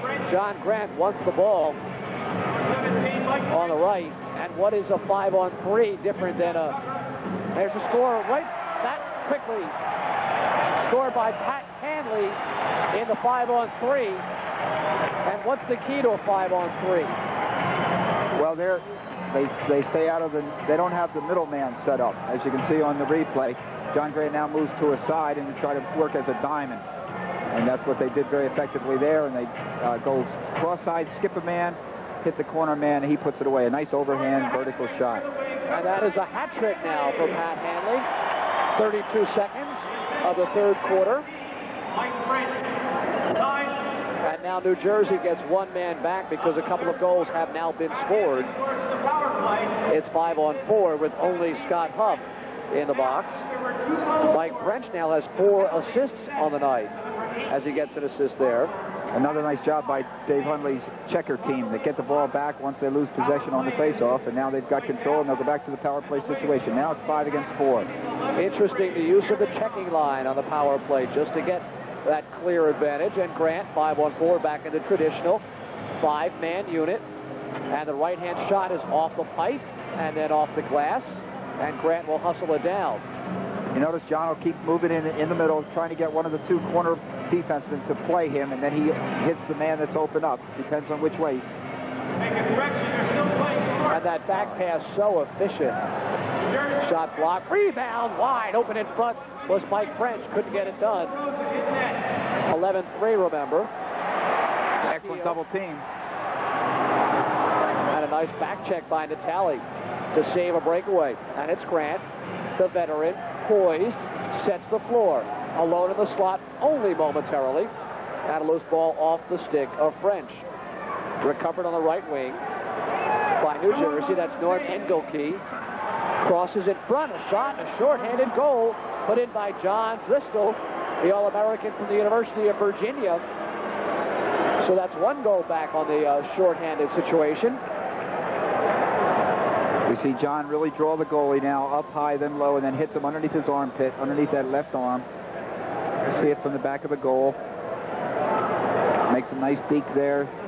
Gets Grant out of position, puts it in underneath the elbow. And Dave Huntley says a major problem has been too many shorthanded goals given up. And in this game, you have to have a power play success ratio of 50 to 60% or more to be successful. Definitely. That's certainly what you're shooting for. John Grant out there gives you a great offensive effort, but once again, he gets caught back on defense, and they get the goal. And with him playing that point position, he is the man most in position to play defense, should he so desire. Right. Jersey still shorthanded. Again, the over-shoulder pass sets the play up in front. Pfeiffer the save. And there's Harris. They'll give it to Grant. Grant, a reluctant shooter, likes to pass across the slot. Shot and score. Oh, a lovely three-way passing play for Mike French. Great ball movement. Great ball movement. The coach is shaking his head. That's the way it should be done. That's just beautiful. Mike French. You're going to see it. This is spread out so nicely. What a great replay. Just look at this. A box fake. Then he hits the low man, who skips across, and he finds it. And you know how much Pfeiffer has to move on that. The goalie's got to make 3 adjustments on those 3 passes. And there's no way he can get over, get himself positioned for the score. And the short hopper by Mike French now has 8 goals on the season. Becomes a league leader. It's 12-4 Philadelphia. And now finally, New Jersey is back at even strength. And with possession. That's Bill Neslonsky out of Rutgers University. Wings playing a traditional man-to-man, kicks and screens off the ball for Neslonsky. Works to the corner and resets it from the top. That's an interesting margin to be looking at. That's Holohan. Loose ball easily scooped up. Nice breakaway. And here comes a 2-on-1. Great outlet by the goalkeeper. Tucker will shoot it, and it's beat by Pfeiffer. Good fake, though. One of the bad things about dropping your stick when you go to shoot that John Tucker just did is you're telling the goalie you're going low or to the side, and you can get there to make the save, which they did. Oh, a loose ball and an easy score put away by Pat Hanley. Rebound. Another rebound.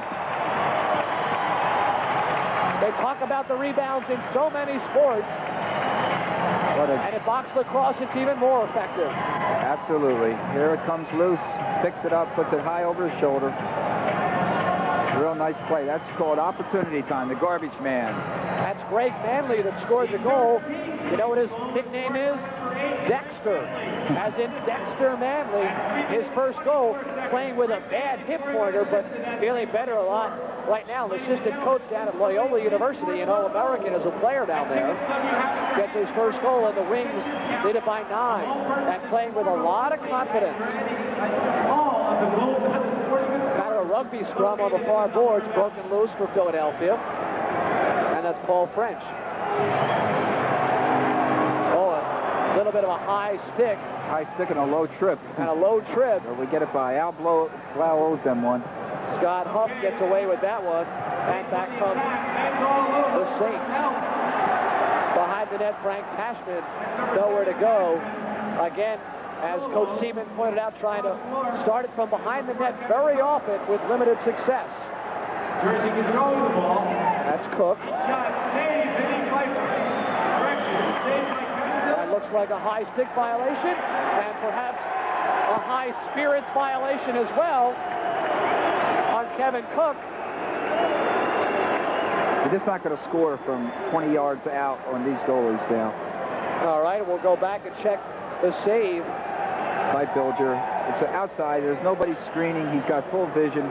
You're just not going to score on these goalies from that distance. And then that's, how can he even argue the call? Leading the league in penalty minutes right now is Kevin Cook. Dave McCullough got a slashing minor. Then Cook, the unsportsmanlike minor. So it's a 5-on-3 situation for Philadelphia again. Kevin Cook, an All-American at Cornell, leading scorer in their program, shows some ill-advised temper. And it's John Grant, again the triangle to beat. And it's done very easily. 2-on-1 lacrosse. That's what they set up. We've seen 2 power plays in a row by the Wings, and they've both been excellent. And the All-American from Loyola, Pat Lehman, puts it away, and here it is. As Coach said, 2 players for that one defenseman. Behind the back, hits the corner man. He digs the goal. He gets him away from the pipe. Far side, bang. Pat Lehman, number 3 at 4:32 on the power play. Great shot. See the overhand shot. He can hit all 4 corners. He's got everything to go by. Goalie has no idea where it's going, high or low. And it is a 10-goal Philadelphia lead. By the way, shots on goal in that second period were 18-9 Philadelphia, and looks like a similar margin building in period number 3. And an offside violation. On the face-off, they cannot leave until the ball comes out of the circle, the face-off circle, and they left early. It goes to New Jersey. New Jersey still shorthanded. Does not do an efficient job of ragging. Mike French now with 2 goals and 5 assists in this one. And here comes Philadelphia with their power play unit. French, Grant, Hanley, Towson with it now. And the shot is well wide, and Grant will run it down. That's Jeff Harris, not Dennis Townsend, as the left-hand shooter. Great pass and a quick move by Pfeiffer. And it's off the net. That'll be a face-off. And a change of unit. Now basically the checking line, if you will, for Dave Huntley. And he put Stephen Way in the face-off. He's been doing the face-off all night long for Philadelphia. Steve Way, an assistant coach. Jeff Harris now is going to take it. So it will be Jeff Harris, and Jeff Harris wins it cleanly. And we'll see if they change back, and they will indeed bring back the power play unit. So a coach couldn't ask for any more than that. Win the face-off cleanly and walk it down 5-on-4. Coach Huntley certainly has a philosophy of using that checker line, and there has worked well all night long. Here's Grant, the back pass to Harris. Harris a bit too close to his teammate near the crease. Got to spread it out. There he is, off the face mask of Pfeiffer, but recovers quickly. Pfeiffer with the ball now. And ragging some penalty time. Number 12, Mark Burnham, killing the penalty. Here's Mark Burnham out of Syracuse, a three-time All-American, trying to work against several wings. A nice little bounce pass to Fritz to keep the clock moving. He's double-teamed and gets rid of it to Huff. And a lot of credit. Hey, if Huff gets one here, can fire them back up. Fritz out at the top, and the penalty is ended. A super job of penalty killing by this Saints unit. And here comes Fritz, trying to do it by himself. Cannot. Bilger beats him off the left elbow. Loose ball picked up by that Kevin Cook. Jersey beginning to press. They know they need to go. And you got to catch the ball before you shoot it. John Driscoll loses. And then takes a wild swipe at Greg Manley. And here's Philadelphia. John Grant with the elbow pads flapping in the breeze. And that's about as fast as he runs. Top speed for the 35-year-old Grant. And you can hit him back there all night long and you won't get the ball. Grant now throwing double-team coverage. Seemingly having an awful lot of fun in the center zone, waiting for the play to develop. Gets a screen. And gives the screener a chance for the ball, and a three-way hit is taken, and that leaves a break for Cook. Here he comes, and he scores. Kevin Cook from Cornell University to the New Jersey Saints. It's 14-5. See that great speed, that great explosive speed that he has. He picks it up and just runs away from people, goes up in the air, and goes over top of the shoulder. Looked like John Tucker popped off the bench to try to catch him on the left, and he could not. And as he moves left to right, he shoots right to left, and we've seen that many times. Cook's second goal of the game. It's 14-5. Philadelphia on top, 7:32 remaining. And a triple team block set the play up. And did not get rid of the ball. The man, the offensive player for the Wings, didn't get rid of it and should have. You got to get rid of that ball when you see the double or triple team coming at you. Once they're there, you're dead. Here's Henry Chicharone, whose dad was a longtime coach at Johns Hopkins, recently retired to go make $1 million or so in private business, setting a screen now for John Tucker. That Tucker in that point roll. Works to his right. And the bounce shot easily handled by Piper. He's got an outlet if he sees him. He does, but it's a weak pass. And Chicharone pulls it away. Alone in front, and the pass can't be handled by Hanley.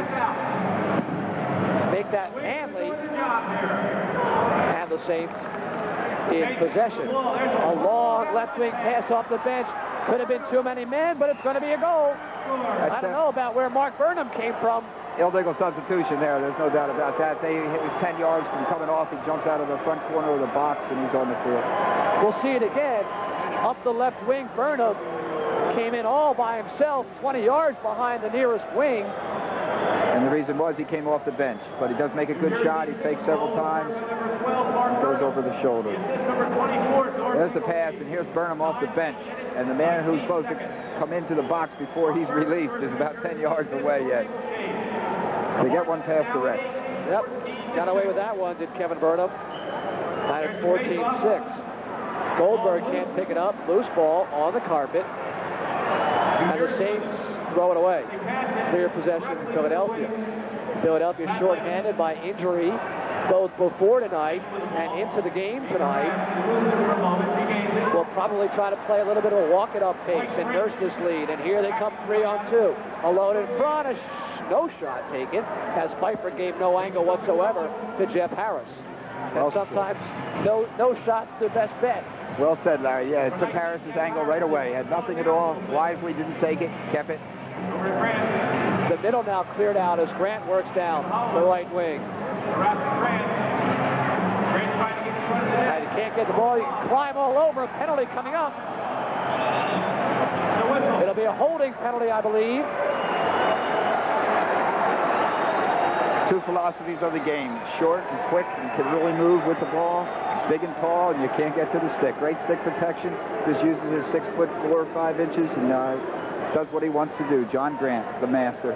That'll be Rocco Galome out of Roanoke University. Gets a holding, and here's Grant Feeling a papoose on his back a little bit as Rocco gets frustrated. Just watch him. He takes the pounding, but he just uses his size, his weight, the leverage, and there's no way. He doesn't even touch his stick.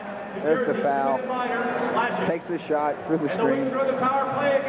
And back live, it's John Grant with Jeff Harris as the left-hand shooter in position off the back pass, a crease play, and not expecting to pass. Oh, and a quick shot by Grant, just a little bit wide. And now Blau has to step in as Pat Hanley wants a piece of somebody. And notice Bill Barroso, one of the first players in, the general manager and goaltender.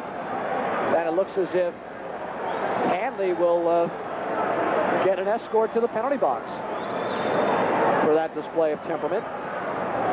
So wipe out the power play Philadelphia. And they'll be back at even strength.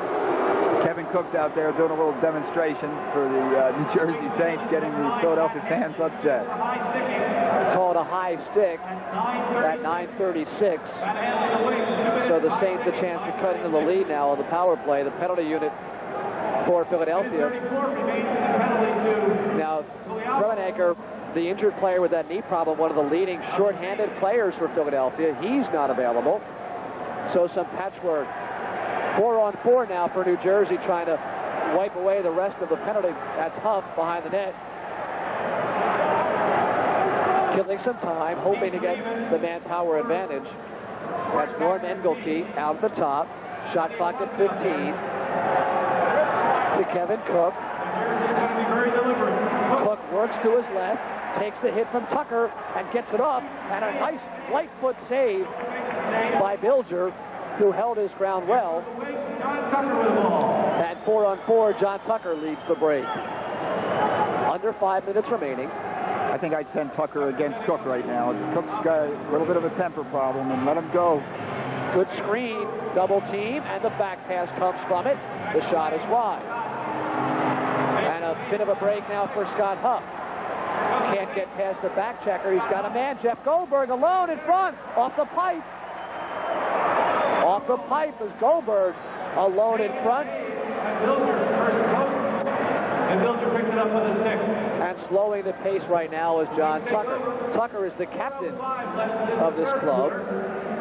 Steve Way, assistant coach and player. The wings know it and will be very deliberate. And the wings with Scott Groney out of Harrington, walking around and almost getting a quick pop. And finally now a power play as the penalty has expired to New Jersey. A steal. And Groney is really drilled. And here comes New Jersey. 4-on-1. Look out. And a great defensive play by the smallest man out there. Matched the stick. He put stick on stick and intercepted the pass. A great play. I think that was Dennis Townsend that made the play. And now, again, a manpower advantage for New Jersey. But here's Pfeiffer falling and breaking down alone is French. Stops and gets beaten. Rebound in the crease. Covered by Pfeiffer. And Pfeiffer had fallen at the top of the crease. Got his balance and stowed Mike French. And that's tough to do. Mike French is one of the finest finishers the lacrosse has ever seen. Vinny Pfeiffer was just a great athletic save. Of course, French was the MVP of the World Championships back in '78, a teammate of Dave Hundley, now general manager of this club in Philadelphia. Long stick in front. That's McCullough. Three times the NCAA College Player of the Year in 1973, 74, 72, 73, 74. Out of Cornell University, now I believe an optometrist in the Philadelphia area, but not playing lacrosse. Again, the work is along the near boards. John Tucker throwing his weight around. Fritz alone in front, and he scores. Jeff Fritz. Melee in the corner, works to the top of the slot and scores. For all the young lacrosse players in the country, pick the ball up off the ground and get rid of it. And there he finds the open man in front of the crease. A good shot, but it's the guy who picks the ball up. And there it is. He picks it up, he looks, and he finds Fritz in front of the goal.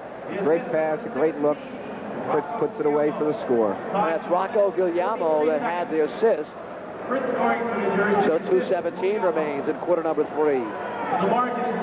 Jeff Fritz from Rocco Guglielmo, and it's 13-7.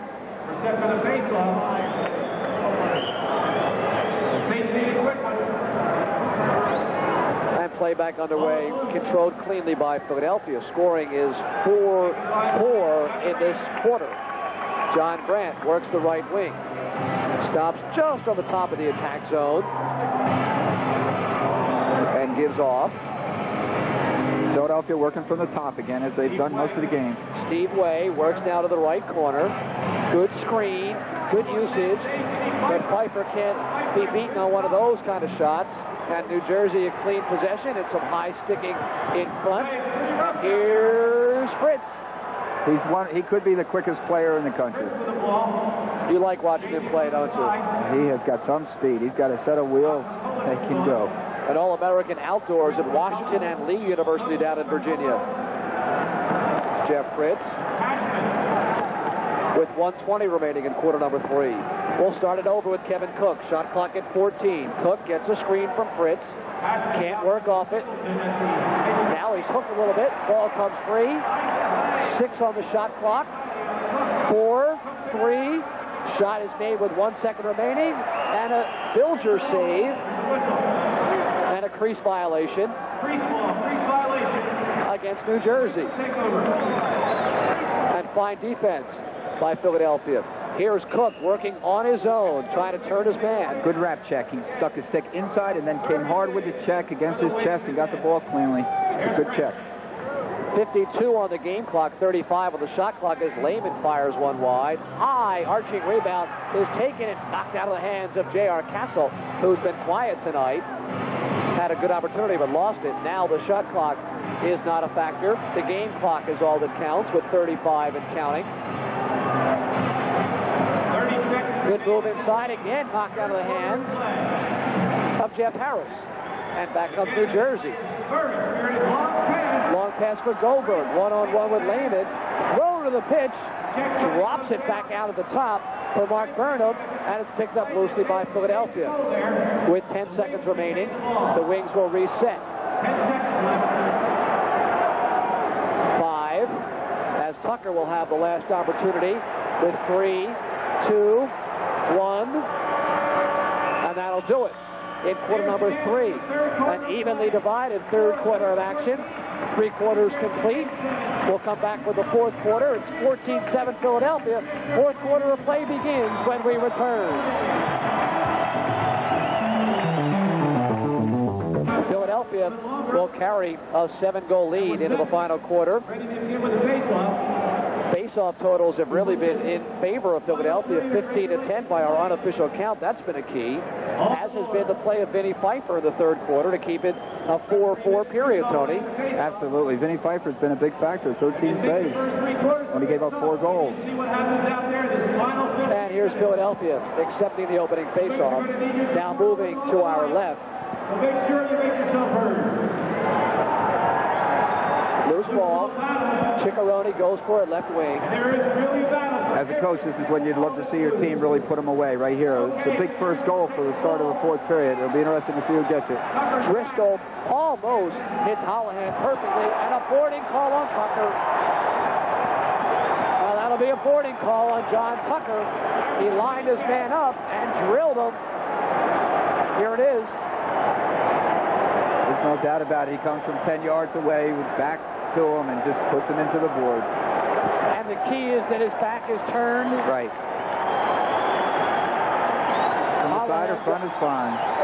There it is again. You can see it's clearly right in the back of the numbers. And the crowd appreciates the effort of John Tucker, but Dave Hundley may not. They call that officially charging rather than boarding, but it could have been any number of calls. And at 14-7 in high-scoring indoor lacrosse, that lead is certainly not safe. And here's Norm Engelke trying to walk down the slot himself with Goldberg in the left-hand shooter's role. Rebound is laying there, cleared aside. Picked up well by New Jersey's Bob Cook out of Cornell University, playing the role of left-hand crease. To Engelke, has a man, shot is way over top. That's Tarbell, velocity plus, but very poor placement. They've tried 3 different people in the middle slot. Now they're going to put Tarbell there again and take Engelke off to the right-hand shooter spot. And Tarbell, a great shooter in the outdoor game. And Engelke walks down and takes a low percentage shot of his own. Engelke is a much better placement shooter than Tarbell, and that's probably why they got him on one of the shooting sides and he switched. Tarbell just hit velocity. And Philadelphia will try to rag and kill some penalty time and keep the clock moving with this 7-goal bulge. That's Mike French.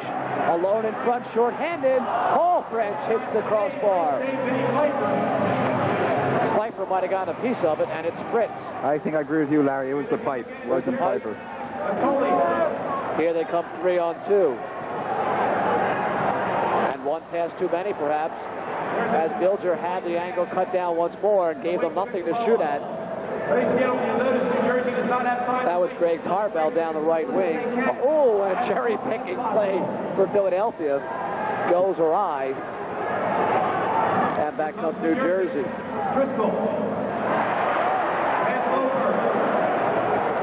Action along the far boards. Philadelphia picks it up. Penalty clock running. Bad pass on the open floor right there by Paul French. Sloppy so far. I wonder if fatigue is starting to set in a little bit here on both teams. And really lines that have not played with one another being patchwork quilted together. Alone in the slot. Oh, big save by Bilger. And they're back at even strength. And that's a flat-out tackle by Driscoll. And he gets away with one. He got the penalty. He up in the air. Oh, the arm is up in the air. So the delayed penalty will now be called.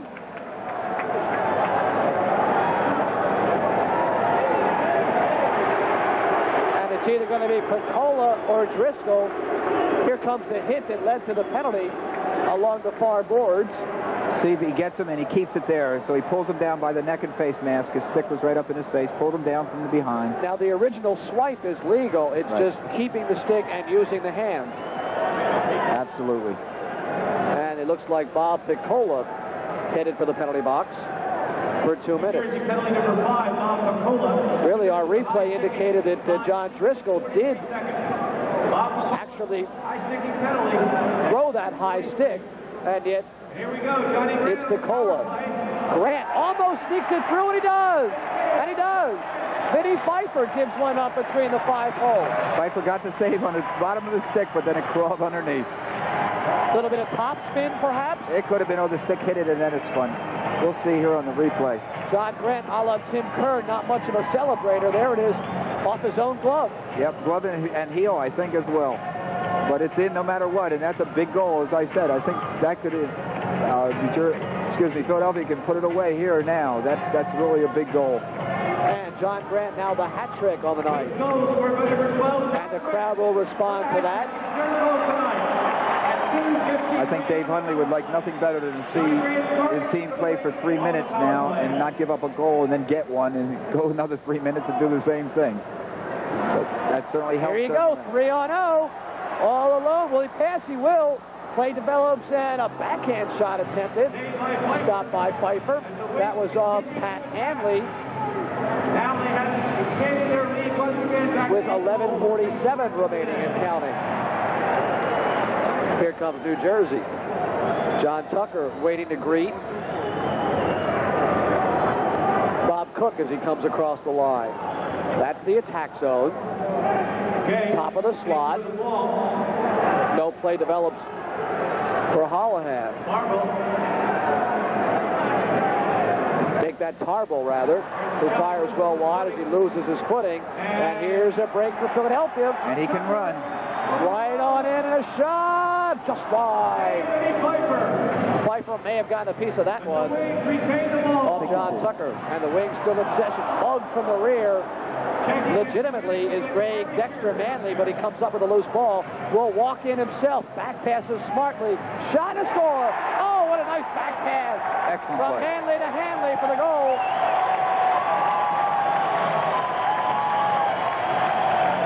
And that's 4 score tonight for Pat Hanley. And look at this pass from Hanley. Well, we pick it up with a shot. And an excellent shot as well, but you're making the goalie shift from one side to the other, and he doesn't have the good balance. He doesn't have the eyes on the ball. Here's the play now. You see him come down and drive hard, as Larry said, and a great back pass. Back there it is, underneath, and right between the legs. And as I mentioned, that's 4 tonight for Pat Hanley.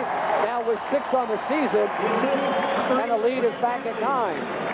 And as Coach Seaman said, Dave Huntley wanted to go a few minutes without giving up a goal, and then maybe pop one in transition. That's just what happened. And a timeout taken by New Jersey. So we'll take a break in the action with 10:57 remaining. Wings 16, Saints 7. Back with more lacrosse in a moment.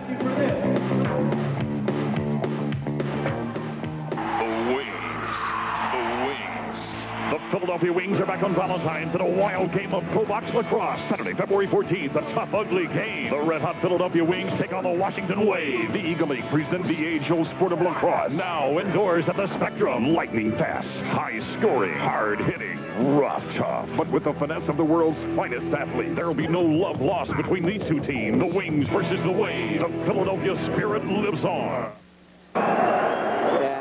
Play just underway now with 10:53 and counting remaining. The attendance tonight, 14,191 to see the inaugural Philadelphia Wings contest in the Eagle League, and they've been treated to 16 goals and some great defense, some hard-hitting action, and Philadelphia cruising with 10 minutes remaining at even strength. And that's an easy one for Bilger, and it's going to be a penalty against New Jersey. And look out, as a shot was taken at goaltender Bilger. I believe that was Bob Piccola that jumped in. There was an original penalty about to be called against New Jersey. Then Bilger came to the aid of his attacker. And Piccola jumps Bilger. And we'll see exactly what Al Blau has to call here. Of course, Philadelphia lost at the Meadowlands January 10th, and they're paying it back right now. It looks like a 5-minute major has been signaled. No, number 5, Bob Piccola, as well as number 5, J.R. Castle, plus an additional wing about to go to the box. Here's John Conley heading for the box as well. He may be serving the penalty, which would have been given to Bilger for jumping in to the pile. And again, in these kind of altercations, not much damage that can be done with the pads and the gloves and the masks. I think just a chance to blow off some steam, I guess. The referees have to really be complimented how fast they're in there to break up anything that really starts. Al Blau has just been unbelievably super tonight. Remember, he's got no mask, no helmet, no pads, and no stick, and he's jumping right in the middle. I will pick up the penalty call. Al Blau has got to make the all John Madden team tonight, I think. So Piccola and Castle will get 5s for fighting, and then a cross-checking called on Conley of Philadelphia. So with 10:23 remaining, it will be a power play New Jersey as Coach Siemens counts the players. A timeout taken by the New Jersey Saints. One of 2 that they're allowed, and it looks like it may wind up being 5-on-3. I think it's 4-on-3. 4-on-3. It'll be 4-on-3. Dave Huntley comes out to talk to one official while Bob Engelke looks at the other. Now the hand is already in the air, and that's where Bilger took offense to Cook taking an extra shot, and Piccola joined the scene. And there's the cross-check against Conley. And again, credit the officials for their fast work. Nothing has gotten out of hand. Much like almost any sport that I can think of where you have a goalie, they're well taken care of by the other players on the team. In hockey or in lacrosse, somebody's going to start messing around with their goalie. There's going to be people there to quiet things down. And of course, then we got to remember they've got quite a bit of equipment on. It's really not going to hurt them very much, but a little bit different than hockey, but they're still going to protect them. New Jersey has yet to score on the power play. They are 0 for 4. They have scored shorthanded, though. Philadelphia, 8 of 10 on the power play. So obviously power play is a major key. An 8-goal differential on the power play and 9-goal differential in the contest.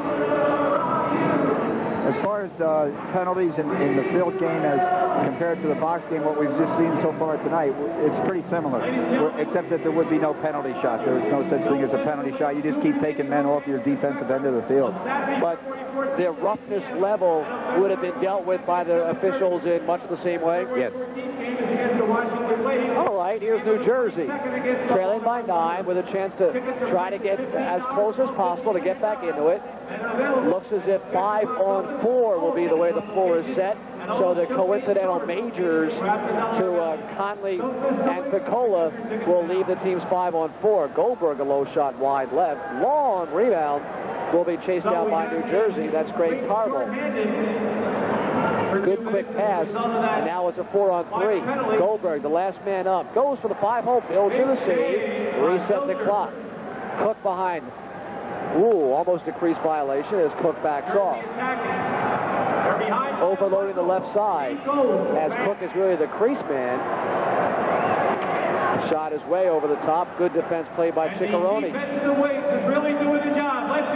With 9:40 remaining in the game, it's Cook behind the net, looking to trigger. Cook again, saved by Bilger. And a loose ball picked up by the wings, Ciccarone. He's triple team. And everybody takes the man. And the wings will take the ball. It's an excellent man-down job by the wings. Just super job. They really, whatever formation was thrown at them, they came back and adjusted to. It was a real nice job. That was Paul French with an opportunity shorthanded. Beaten by Pfeiffer. Man alone in front. Shot and a save.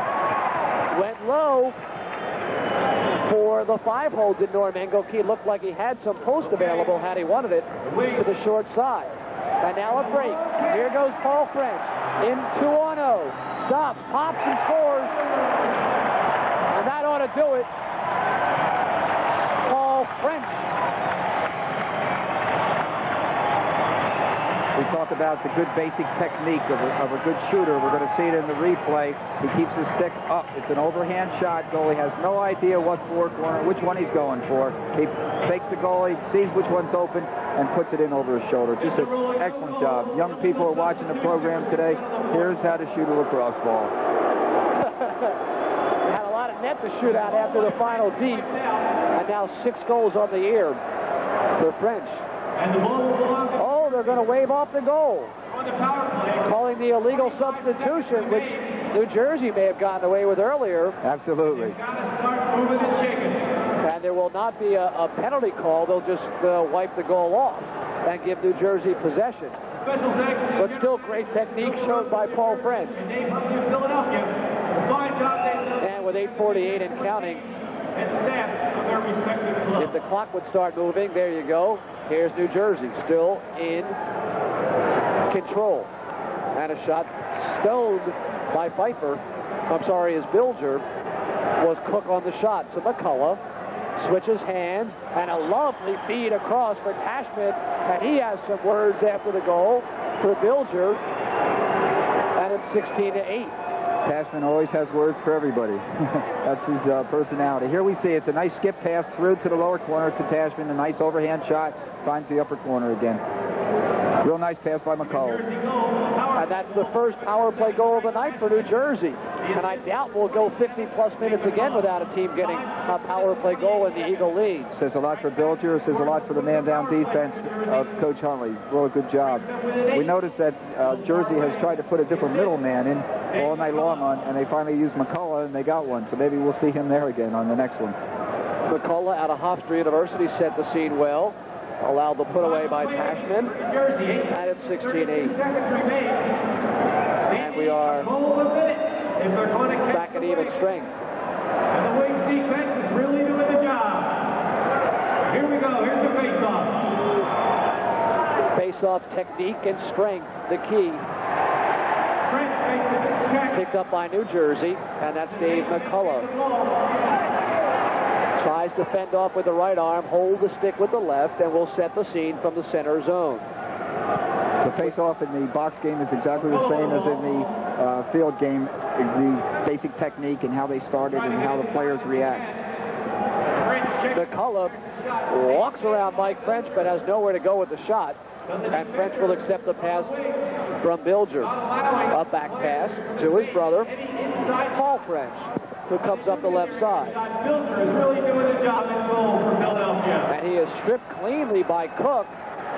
Where'd he come from? And that'll be a holding minor called against Philadelphia. That'll be Paul French, and French stripped from the rear cleanly, had little to do except reach out and touch Kevin Cook, and that'll be a power play opportunity again for New Jersey. And it looks like Dave Huntley might want a timeout. Senses it getting away from him just a little bit. So with 7 minutes, 42 seconds remaining, the Wings of Philadelphia lead the Saints of New Jersey 16-8. The exciting completion is coming up in just a moment.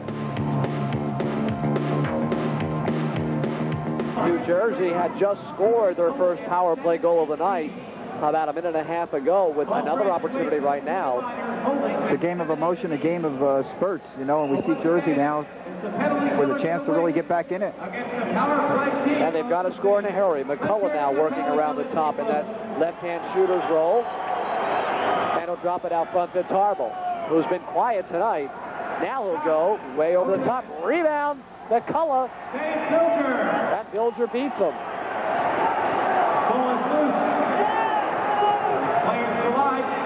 Play continues despite the action in front. Nice little wraparound attempt by Tashman. And the Wings clear the zone with 7 minutes remaining. Tarbell at the top. Playing empty net right now is New Jersey. 6-on-4 as they pull Pfeiffer. Nobody near the goal at the other end. If the Wings get a clear possession, it'll be an easy one. And here's Tarbell again. 6-on-4.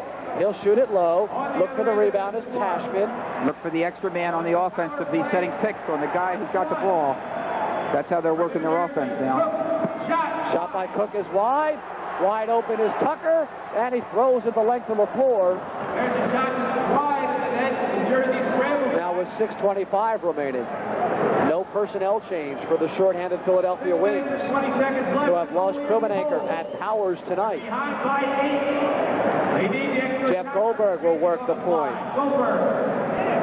Takes the low shot. Tucker again. This time it might be on net. No, just wide of the near post. Good idea, because they're killing time at the same time he's going for the shot. So excellent idea by Tuck. Inside of 6 minutes.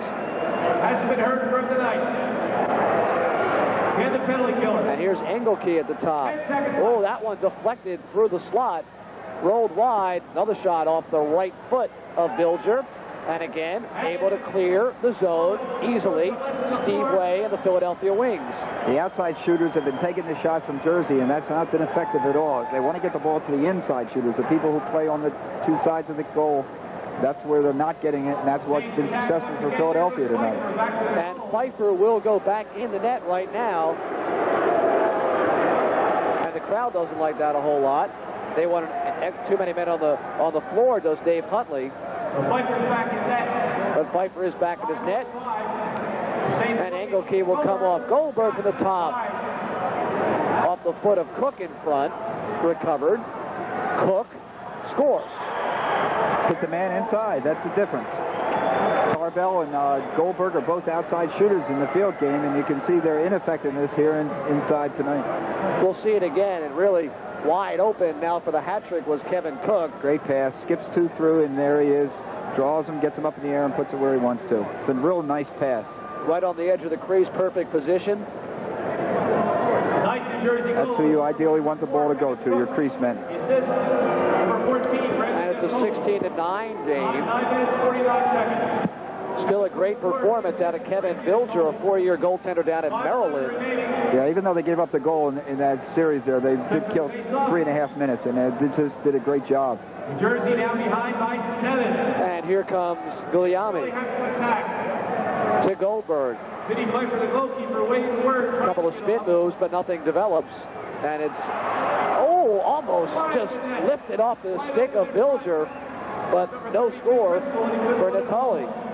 And John Grant. Back passes just a little too far ahead, or a 3-on-1 would have developed. And back come the Saints.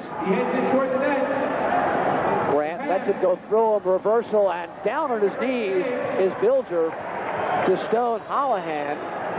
Shooter helped out Bilger a great deal. He laid his stick on the ground and told him it was going to be a low shot. There was Bilger for the great save. Over the shoulder pass. Maybe one pass too many as they look to get it in front. And Piper comes away with the ball. And it's a 16-9 Philadelphia lead, looking for their first win of the season against 2 losses. Cook, Piper out of the net once more for the manpower advantage. And Grant throws his body around a little bit, forces the loose ball. Shot, and a score off the hop. And a tough hop for Bilger to try to handle. Hit in front of him, kicked up over his shoulder. Right. So once again, it's the way to shoot the ball. We'll see it in the replay, and it's he wanted that big bounce.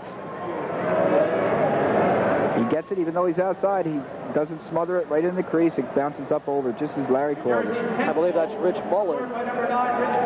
Yes, Rich Mullen will get credit. The CW postgraduate gets the goal at 11:04. And this one will wind up looking a good deal closer, perhaps. And a timeout taken by Dave Huntley of Philadelphia. His last timeout. And 6 goals down with about 4 minutes to play. Is it a safe lead? No, it's not, especially with the face-off, and Jersey's been controlling the face-off in the last 3 minutes here. So if they can keep on getting the ball back, and Zlonsky's been doing a very effective job facing off. He's a field face-off man. He plays for the Long Island Lacrosse Club, which were the national champions last year, and he's a big reason why, and he's bringing them back in the ball game right now. Remember, a brand new edition of the Ice Capades in the Spectrum for 12 performances beginning Thursday, February 24th through Sunday, the 1st of March. This show features 1980 Olympic gold medalist and British figure skating champion Robin Cousins, along with the U.S. pairs champ, silver medalist Kitty and Peter Carruthers. Purchase your tickets now for this exciting ice spectacular here at the Spectrum. And Dave Huntley coaching with intensity on the wings bench. I think he wants to spread it out some. He wants to use most of that 45-second clock. And you got to start cashing in on some of these one-on-ones they've been missing here. Vinny Piper's done a nice job at the other end there, stopping them. And perhaps with the injury problems they've had tonight and leading up to tonight, the timeout gives his key people like John Tucker a chance to take an extra breather and get ready for the final 4 minutes. I think it was coined here in this arena, wasn't it? Never over until the fat lady sings. There you go. Key face-off now, as the Wings have lost the last half a dozen face-offs. And a quick line change, and Piper will come out once more. It's Cook looking for number 4. Good pass, back pass, over the top of the net. Cook the rebound, and he is stopped by Bilger, and he's going to try to score one himself. Oh, just wide. Or the goaltender might have had a shot at one. The Cook brothers doing some work for New Jersey. Basically a 6-on-5 right now with the goaltender out. And Cook alone in front. Bilger just gets a piece with the big blocker. Saints the rebound. The other Cook, Bob Cook, his shot is blocked. And it's Chicharone looking for a man.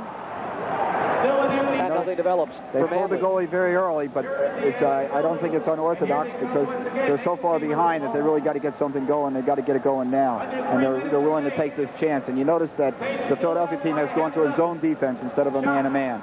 And basically it would be looking like a 1-2-2, something like that. Right. Exactly. They're going to match up on the ball, and the other 4 people behind are going to go into areas. And here's that's an empty netter. Well, that's the way you do it. You play good zone defense on one end, get the quick break, and Mike French, the 33-year-old Philadelphian, bangs it home. And an unselfish play, I think, by Henry Chicharone, who was breaking down the right wing, could have shot himself. Definitely. Good pass there. Finds him wide open, puts it away.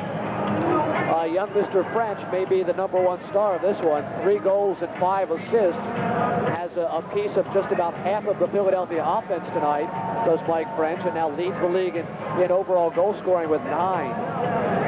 And I'll tell you, you can't say enough the job that John Tucker's done, both ends of the field.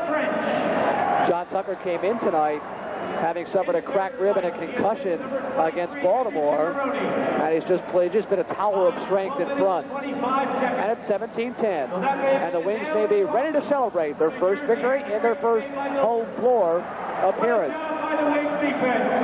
Pfeiffer's still out of the net, and running it down is Guillaume. Still 6 on 5 in the final 2 minutes of the game.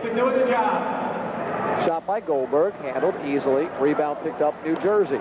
2 minutes left in the game. Driscoll gets worked over in front as they try to keep the screens to a minimum for the goaltender. Another shot is wide. As they try to pick those corners, as Guillaume did right there, the shot often hits those backboards and winds up in the center zone. Good look for Holohan. Spins to the top, in front, a score. That was nicely done. Very nicely. Good ball movement. What Philadelphia did that time was they tried to play a man-on-man, 5 against 6, and try to leave the furthest guy from the ball free and adjust to it. And, of course, they were able to find the open man, the New Jersey team was, and put the ball in the goal.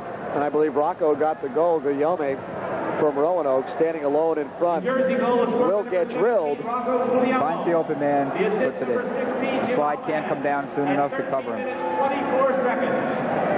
And Pfeiffer returns to his net for the face-off at the very least, with 1:36 remaining.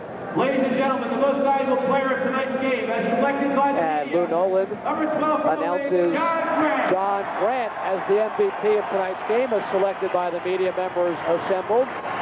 I would argue the selection a little bit. Yeah, I think the Larry Rose and Tony Seaman Award goes to Mike French. I think so. Mike French really critical goals when they were necessary. But John Grant, of course, a legendary figure, and so many people just happy to see him back in Philadelphia and leading the Wings to their first ever victory. At 17-11 with 1-1-1 remaining here at the Spectrum.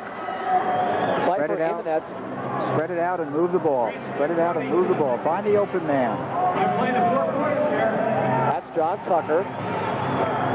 Loses his footing. And here he comes. Right up the slot. Will wind, Deke, and lose possession. Cook knocked it away. And despite all the problems with the floor in the first half, a great job at halftime to seal everything back up. We've had no trouble here in half number 2. McCullough back passes. Nothing develops. Shot is well wide with 35 seconds remaining. Off the bench. The shot to the slot is wide, and that may be an illegal substitution. 1, 2, 3, 4, 5, 6 as the referee counts. How many you got? 2, 4, 6. I got 7.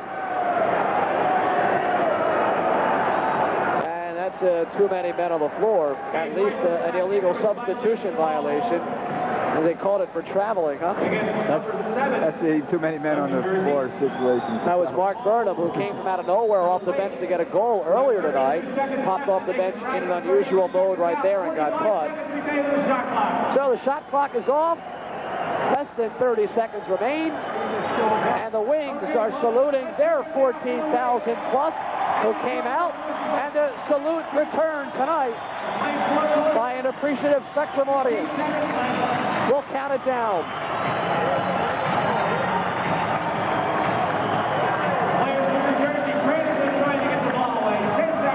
4, 3. The Philadelphia Wings have won their first Spectrum appearance of 1987 by a final score of 17-11. Outstanding contributions from the French brothers, Mike and Paul. Mike with 3 goals and 5 assists. The final scoring here at quarter number 4, the Saints 4, the Wings 3. The final overall score, Philadelphia 17, the Saints of New Jersey 11. Stay tuned for post-game highlights, analysis, and a preview of upcoming action, all right after this.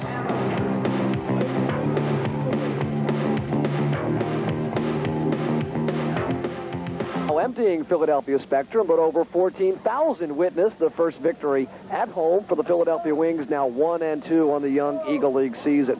Really, it was a wire-to-wire victory for Philadelphia. Basically, it was an even strength game. It was an even game, but the power play unit from Philadelphia and the penalty killing unit from Philadelphia told the story. At least 8 power play goals unofficially by our count tonight. Tony, the keys as you saw them tonight. For the Saints, I think their power play certainly was a big key. Their rebounds, their ability to get the rebound off the save or off the backboard and put it back in the goal. Their fast break opportunities, one-on-one with the goalie, was excellent, and they had many of them. And I thought that Bilger did a great job in the goal handling the long shots by New Jersey. I think New Jersey made some big mistakes. Their shot selection was very, very poor, mostly from the outside. And in this game, you're not going to score a lot from the outside unless you have screens, which Jersey didn't. And you should put the ball in close, and they didn't try to do that. And I think it was the biggest thing that hurt them and kept their scoring down tonight. Now, John Grant was voted the player of the game by the assembled media tonight, and we didn't get a vote. That happens from time to time, but we thought that the French boys, especially Mike, were the keys to victory for Philadelphia. Yeah, Michael put away the ball, and he's one of the best finishers in the game, as we have said many times tonight, and he did it all night long. Here he'll take the back pass from Grant, cross the slotted goals, and just a picture-perfect reversal on the goal for Philadelphia. Philadelphia got 4 from Pat Hanley. They got 3 from John Grant, 3 from Mike French.